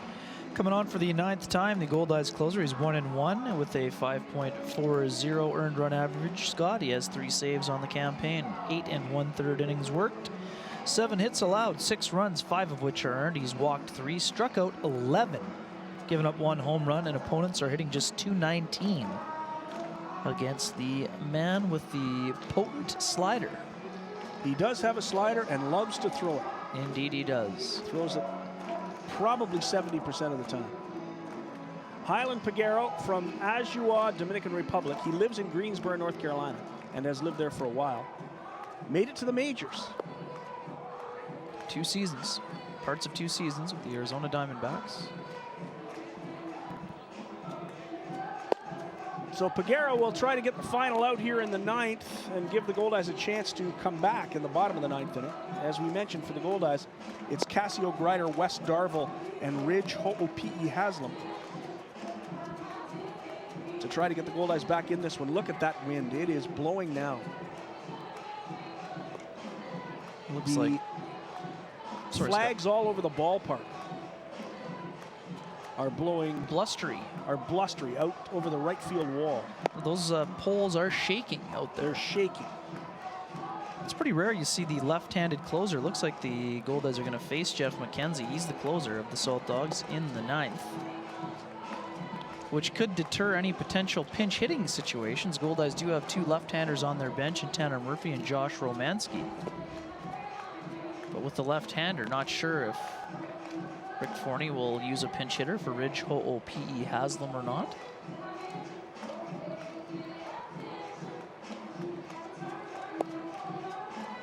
Red Sox coming back in the bottom of the 9th against the Blue Jays today. They put up a 3 spot in the bottom of the 9th inning, still batting with runners at first and second and 2 out. It's 5-4 Jays now. The first place Cleveland Indians leading 5-0 over the Kansas City Royals. Impressive. Detroit Tigers lead Chicago 5-2. Nationals over the Reds 10-8. Angels leading Pittsburgh 5-4. Phillies whipping the Brewers 8-0. Yankees over the Orioles 1-0 in the 7th. Lots of baseball going on a beautiful Sunday. Piguero to face the leadoff hitter Chase Harris. Here's the pitch. It's in the dirt, ball 1. Sign man with a Howlin' for Highland sign for the Goldeyes closer. He's brilliant. Howlin' for Highland. He's on his game, no doubt about that. Runner at first, 2 away. The leadoff man Harris at the plate. Pitch is high, ball 2, 2 balls and no strikes. Went with the fastball on that one after throwing the first pitch slider. Goldeyes straight away at every position, with the exception of Jake Rogers, who's holding the runner at first. There's a pitch right down the middle at 91 by Piguero. 2 balls and a strike to Chase Harris. Chase Harris today has had an interesting day. He grounded to second, flied to right, was safe on an error and scored a run, and was hit by a pitch and scored a run. There's a pitch on the corner, 2 balls and 2 strikes. The hit by pitch was brilliant. It was an inside corner strike, and he stuck his elbow out and took it. That's called taking one for the team. He eventually came around to score. Yeah, he found a creative way to get himself on base. Pregame misses, counts full, 3-2. And that's why Brandon Shimo was so disappointed. He reacted right away, like he thought it was a strike. But he kind of calmed down right away. But would have been interesting if had there been replay. I believe they might have sent the batter back to the batter's box. There goes the runner. Pitch is high, ball 4. 2 walks in a row, Wiggins and now Harris. And here's Pat McKenna, who has flied out, struck out, sacrificed in the 6th, and grounded out in the 8th. But McKenna is the calm before the storm, because then Christian Ibarra and Kurt Smith come up. And the last thing Highland Pregame wants is the bases loaded with those 2 guys coming to the plate. Yep. It's the guy you got to go right at. 167 batting average, 0 for 3 today. Got to challenge him here. So runners at first and second, 2 away. Eric Sim got the first 2 batters he faced. John Smith popped out. Brandon Jacobs hit one in the gap. It was run down by Abercrombie. Swing and a miss, strike 1 to Pat McKenna. McKenna's looking first pitch fastball all the way. He got a tight slider down in the zone and wasn't even close to it.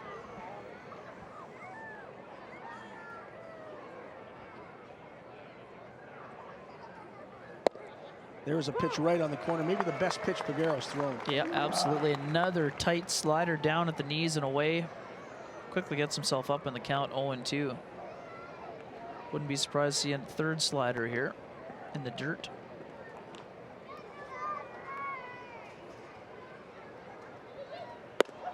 Fastball high at 92. 1 ball and 2 strikes. Goes to the heat to try to change the eye level for McKenna.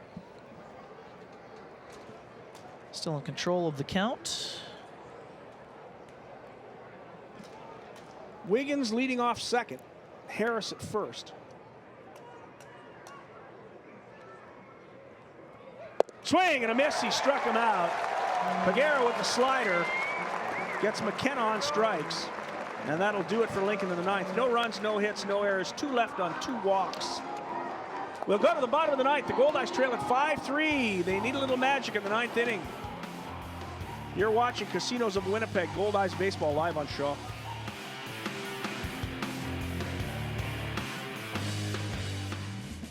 Be part of our show. Join the conversation, share your photos, or ask the Goldeyes a question. Follow us at Shaw TV Winnipeg and hashtag Let's Play WPG. At Shaw TV, we are proud to bring you live events and we value your comments. Call the Shaw TV viewer response line now, 204-480-3500. Or email us at shawtvwinnipeg@shaw.ca and let us know how we are doing. Or find us on Facebook and Twitter at Shaw TV Winnipeg. Welcome back to beautiful Shaw Park. I think Bob Elliott likes Shaw Park. Oh, absolutely. And what? How could you not? There's a young lady enjoying the ball game with her Canada shirt on. Girls' day out at the ballpark. We got a brand new pitcher, the left-hander for the Lincoln Saltdogs. Kenny, tell us all about Jeff McKenzie. The closer coming on for the 7th time for the Saltdogs. Got 0-1 record and a 4.70 earned run average. He has 3 saves. He's worked 7 2/3 innings, 11 hits, 10 runs allowed, but only 4 of those are earned. 3 walks, 5 strikeouts. He's given up 1 home run, and opponents hitting .324 against the closer. So numbers are not exactly great, but right now he's the back end of the bullpen, and we'll see if the Goldeyes can get anything going against him. Pitched in Kannapolis and Great Falls in 2014. Went to Cal State Bakersfield. Is from El Dorado Hills, California, and has just turned 25. So Jeff McKenzie to face the bottom of the Goldeyes order.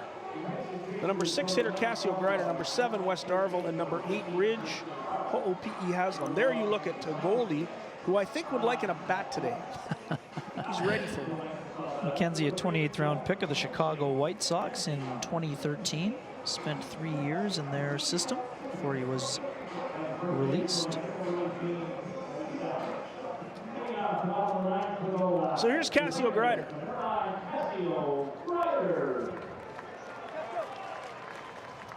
We have some defensive changes for Lincoln.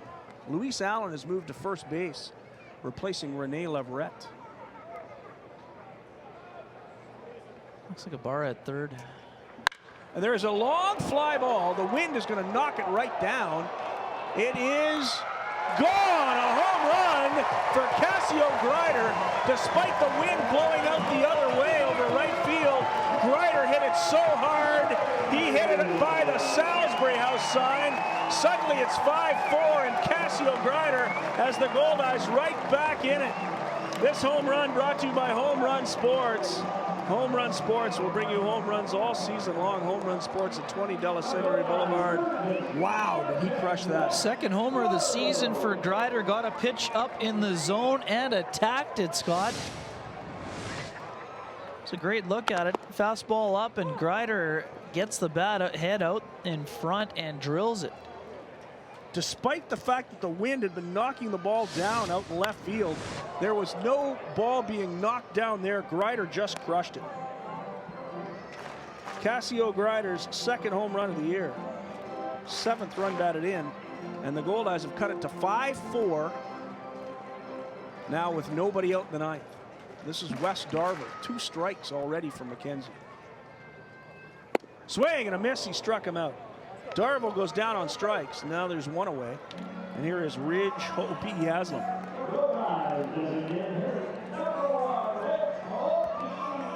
Grider starting to heat up. He came into this homestand scuffling, to put it mildly. But he has had 3 tremendous games.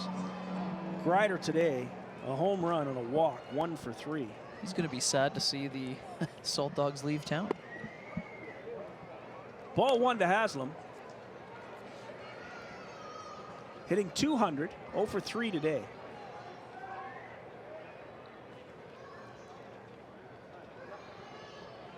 The Goldeyes at the bottom of the order need to scrape out a run. You've got Ho'opi'i Haslam, Tanabe, and if they're still alive, they'll get to the top of the order, and Adam Heisler.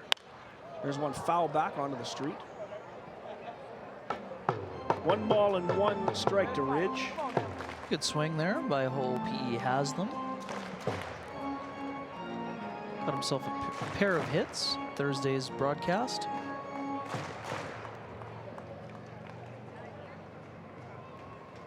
McKenzie delivers, swing, and and it fouled off. So strike 2. Just caught the tip of the bat. Great curveball there from Great McKenzie. curveball from McKenzie. Ho'opi'i Haslam way ahead. 1 ball and 2 strikes.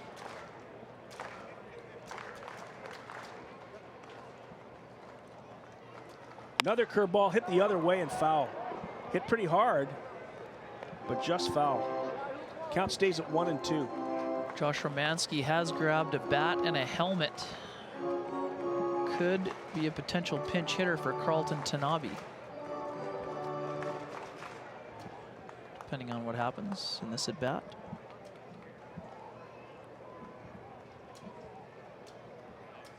Pitch is way inside, 2 and 2.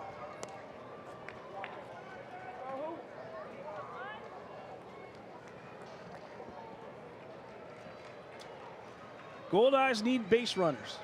They need to be able to scrape one. And there's a long fly ball into left field. Going back on it to the track is Brandon Jacobs, and he makes the catch. Ho'opi'i Haslam hit it pretty hard. Brandon Jacobs ran it down. Good piece of hitting. Good solid contact, but Jacobs hauls it in just in front of the warning track. Romanski has the helmet on, but he is not being asked to hit. So with 2 out, Carlton Tanabe will try to keep it alive. Pitch is on the corner for strike 1. Tanabe today has a single in 3 trips. He scored a run. McKenzie's pitch is on the corner, and quickly McKenzie, 75-mile-an-hour curveball. Gets it to strike 2. Yeah. The looping curve puts Tanabe in a big hole. Here's the pitch, and there's a line drive base hit. Tanabe keeps it alive. Good bit of hitting with 2 strikes by Carlton Tanabe.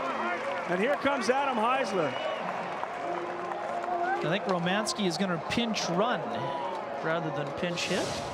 Yep, there he comes. He's going to go out and pinch run. Great battle by Tanabe. Scott felled it behind in the count. 0-2. Stays with the curveball down in the zone. Dumps it into left center to keep this game alive. Josh Romanski will pinch run for the Goldeyes catcher. Second hit of the game for Tanabe.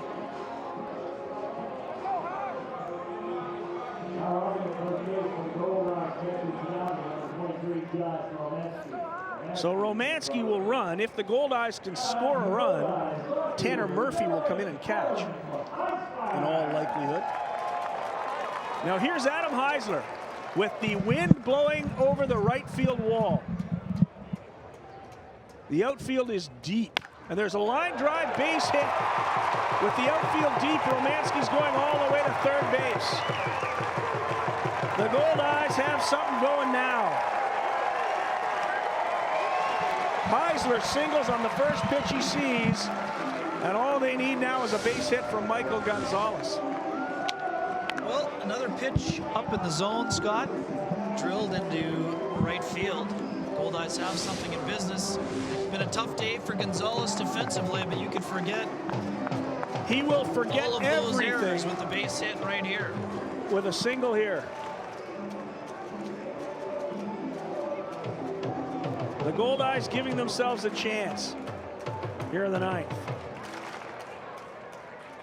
Runners now on the corners. Heisler at first, Romanski at third. A 2-out base hit by Carlton Tanabe. And then a single by Heisler.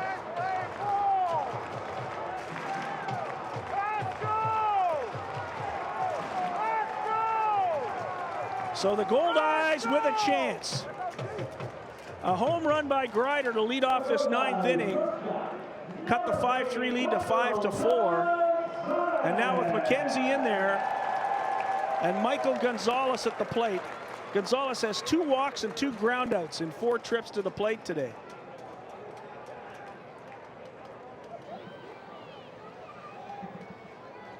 First pitch by McKenzie is inside and in the dirt.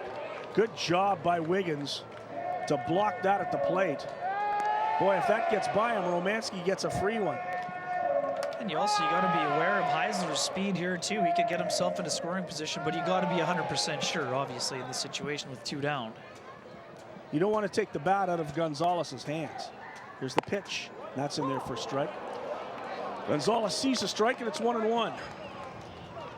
But if you're guessing on a curveball to the plate and you can steal the bag, all of a sudden a single wins the game instead of ties it. Heisler being held at first base by Allen. Here's the pitch. That's low and inside. 2 balls and 1 strike. Like David Rome into the on-deck circle. You don't want to walk Gonzalez. No more dangerous hitter in the Goldeyes lineup right now than Rome. And there's a balk, and the game is tied. McKenzie balks, and he balks in the run. There was no doubt about it. Umpire Mike Jarbo jumped right out and pointed. It was a balk, and the Goldeyes have tied the game at 5. Bobby Brown doesn't like it, but Jarbo very obviously explained to McKenzie what he'd done. Well, let's have a close look at this, Scott. Big time in the ball game for this to occur. Oh, he didn't. Yeah, he did. Pause. That's a balk. There was a pause. He paused. It may have been an unintentional pause, but it looked like he paused. It was a pause. Yeah, no question about it. A balk, and the Goldeyes have tied the game. 5-5. Now you've got a runner in scoring position with 2 balls and 1 strike to Gonzalez. This could win it. Curveball is in there for a strike. 2-2. A balk by Jeff McKenzie ties the game at 5. Well, you don't see that every day. You don't see a Cassio Grider home run to lead off an inning every day. It's been a ball game today. Big curveball again, fouled onto the roof. Let's have one more look at the balk here, Scott, with the pause.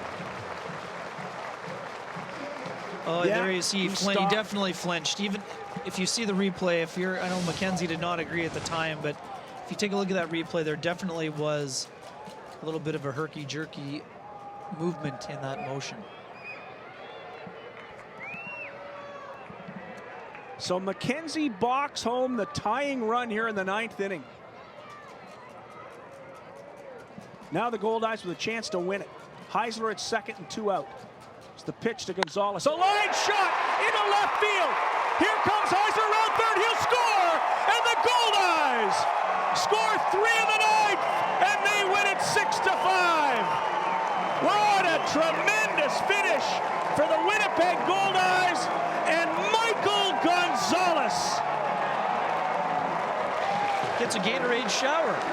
Michael Gonzalez with a couple of errors that really hurt the Goldeyes early in the game, but he comes through with the game-winning base hit, and there was never any doubt. Michael Gonzalez, the hero this afternoon, but what a ball game, Ken Wiebe. The Winnipeg Goldeyes come from behind in the 9th with 3 runs to win it 6-5. The Goldeyes 6 runs, 11 hits, 4 errors. There's the base hit. It gets by Brandon Jacobs. At that point, it's moot. Heisler scores easily, and the Goldeyes win it. 6 runs, 11 hits, 4 errors for Winnipeg. 5 runs, 6 hits, no errors for the Lincoln Saltdogs. The winning pitcher is Highland Pagero. The loser, Jeff McKenzie. We'll be back with the Casinos of Winnipeg post-game show right after this.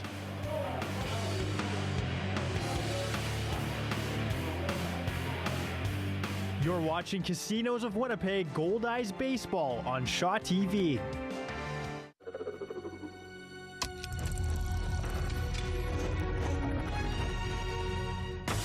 Are you sure Zoolander is the right man to help us? Hey, handsome. What the hell is your problem? God help us all. You were a Miles thing. I'm sorry, I can't understand a word that you're saying. Derek, toss me the knife. You've got it! Casinos of Winnipeg Goldeyes Baseball, live on Shaw TV. This week, the Gary South Shore Railcats are in town. We'll be live from Shaw Park Thursday at 7 p.m. Casinos of Winnipeg Goldeyes Baseball. Let's play, Winnipeg. Welcome back to the ballpark. What an afternoon of baseball. The Winnipeg Goldeyes come back, down 5-2 at one point, come all the way back, and win it 6-5 with 3 runs in the 9th inning. Boy, that was exciting. Sure was. Looked like the Goldeyes didn't have a lot of life going offensively. Their defense let their pitching staff down, but they sort of scraped away and found a way to get it done in taking 2 out of 3 from the Saltdogs club with a pretty impressive 9th inning rally. Absolutely impressive. We're going to go right down to field level with our player of the game, Mike Valente. Who you got for us? David Rome is our player of the game. David, a balk. Romancy scores the tying run, and then Michael Gonzalez wins the game in the bottom of the 9th inning. You were on the on-deck circle there. What's going through your mind when that's all happening? I'm sitting on deck going, after the balk, I'm going, man, this is going to end right here. We're going to end it right here. Either they're going to walk Mike and I'm going to get a chance, or Mike's going to finish the job. But yeah. I give it up to Heisler. He got us together and told us to have good at-bats, treat it like the 7th-game World Series, and the guys did. I don't know if you could tell a difference during that last inning. Guys were up there battling. For sure. And they worked hard, and yeah, it paid off. You know, you guys were down for a few innings, obviously. It seemed like they had a momentum for quite a bit of time. How did you guys rally back like that? You know, our team is good like that. We've been good. We know that no matter what happens during the game, we're always going to have a chance late in the game to come back, and that's what we did there. We had confidence, and it worked out. You guys are going on the road now for a few games, a few series. Great way to do it, right? Is this a big confidence boost for the locker room? Oh yeah, for sure. We coming in today, we knew we're trying to win every series. So today was that rubber match where we wanted to come out here and play hard and get a win, and that's why I think we put it together there at the end. We wanted to stay focused, not press too much, but make sure we get the job done. And lucky enough, it happened. David, appreciate your time. Thanks very much. Our player of the game, David Rome, upstairs to you guys. Thank you very much, Mike Valente. Time now for our play of the game. It's brought to you by Shaw. Enjoy TV anytime, anywhere with the free-range TV app, free for Shaw customers. What's our play of the game, Kenny? Bottom of the 9th, got 2 out in a tie ball game. Michael Gonzalez, who had a little trouble in the field earlier, steps to the plate with 2 outs and the winning run at second. He drives the ball into left field, underneath the glove of left fielder Brandon Jacobs for the RBI single that gives the Goldeyes 2 out of 3 in this series. And it's an exciting 6-5 victory for the Winnipeg Goldeyes, who rally for 3 runs in the 9th inning to win it. What a tremendous afternoon of baseball. The Goldeyes battle all the way back and win this one 6-5. Tonight's Play of the Game brought to you by Shaw. Enjoy TV anywhere, anytime with the free range TV app, free for Shaw customers. It was a tremendous day, a beautiful day at the park. We had Bob Elliott on. We saw a home run from Jake Rogers. We saw a tremendous comeback from the Goldeyes, and Highland Pagero does a tremendous job getting that final out in the 9th inning to set the Goldeyes up. But Carlton Tanabe deserves a little plug. That was a huge base hit with 2 out. Absolutely. The Goldeyes catcher had been struggling offensively, but sort of got things going a little bit better this week after 2 days off. Also, let's not forget the effort from Kevin McGovern, who did an absolutely fabulous job on the hill to start the game and was let down by his defense behind him. Kept the Goldeyes close enough. The bullpen took it from there, and the offense got going late. And as a result, the Goldeyes find a way to get it done on Sunday afternoon. Goldeyes improved to 10-7 and head out onto the road. They'll leave right after this game for Sioux City, Iowa. It's going to be a 7-game road trip for the Goldeyes. I'm Scott Taylor. On behalf of Ken Wiebe, it was an exciting day at the ballpark, and we're glad you could join us. Mike Valente, take us home. Thank you very much, Scott. You're right. The Goldeyes will now go on the road to take on Sioux City. They'll play Fargo-Moorhead immediately following that, and then they'll return home here to Shaw Park on Tuesday the 14th. We want to remind you that our next broadcast here on Shaw TV will be Thursday, June 30th, as the Goldeyes take on Gary. What an incredible finish to this game here. A Sunday, beautiful Sunday here at Shaw Park, as the Goldeyes defeat the Lincoln Saltdogs 6-5. For Scott Taylor, Ken Wiebe, and the entire Shaw Mobile crew, I'm Mike Valente. We'll see you June 30th on Shaw TV.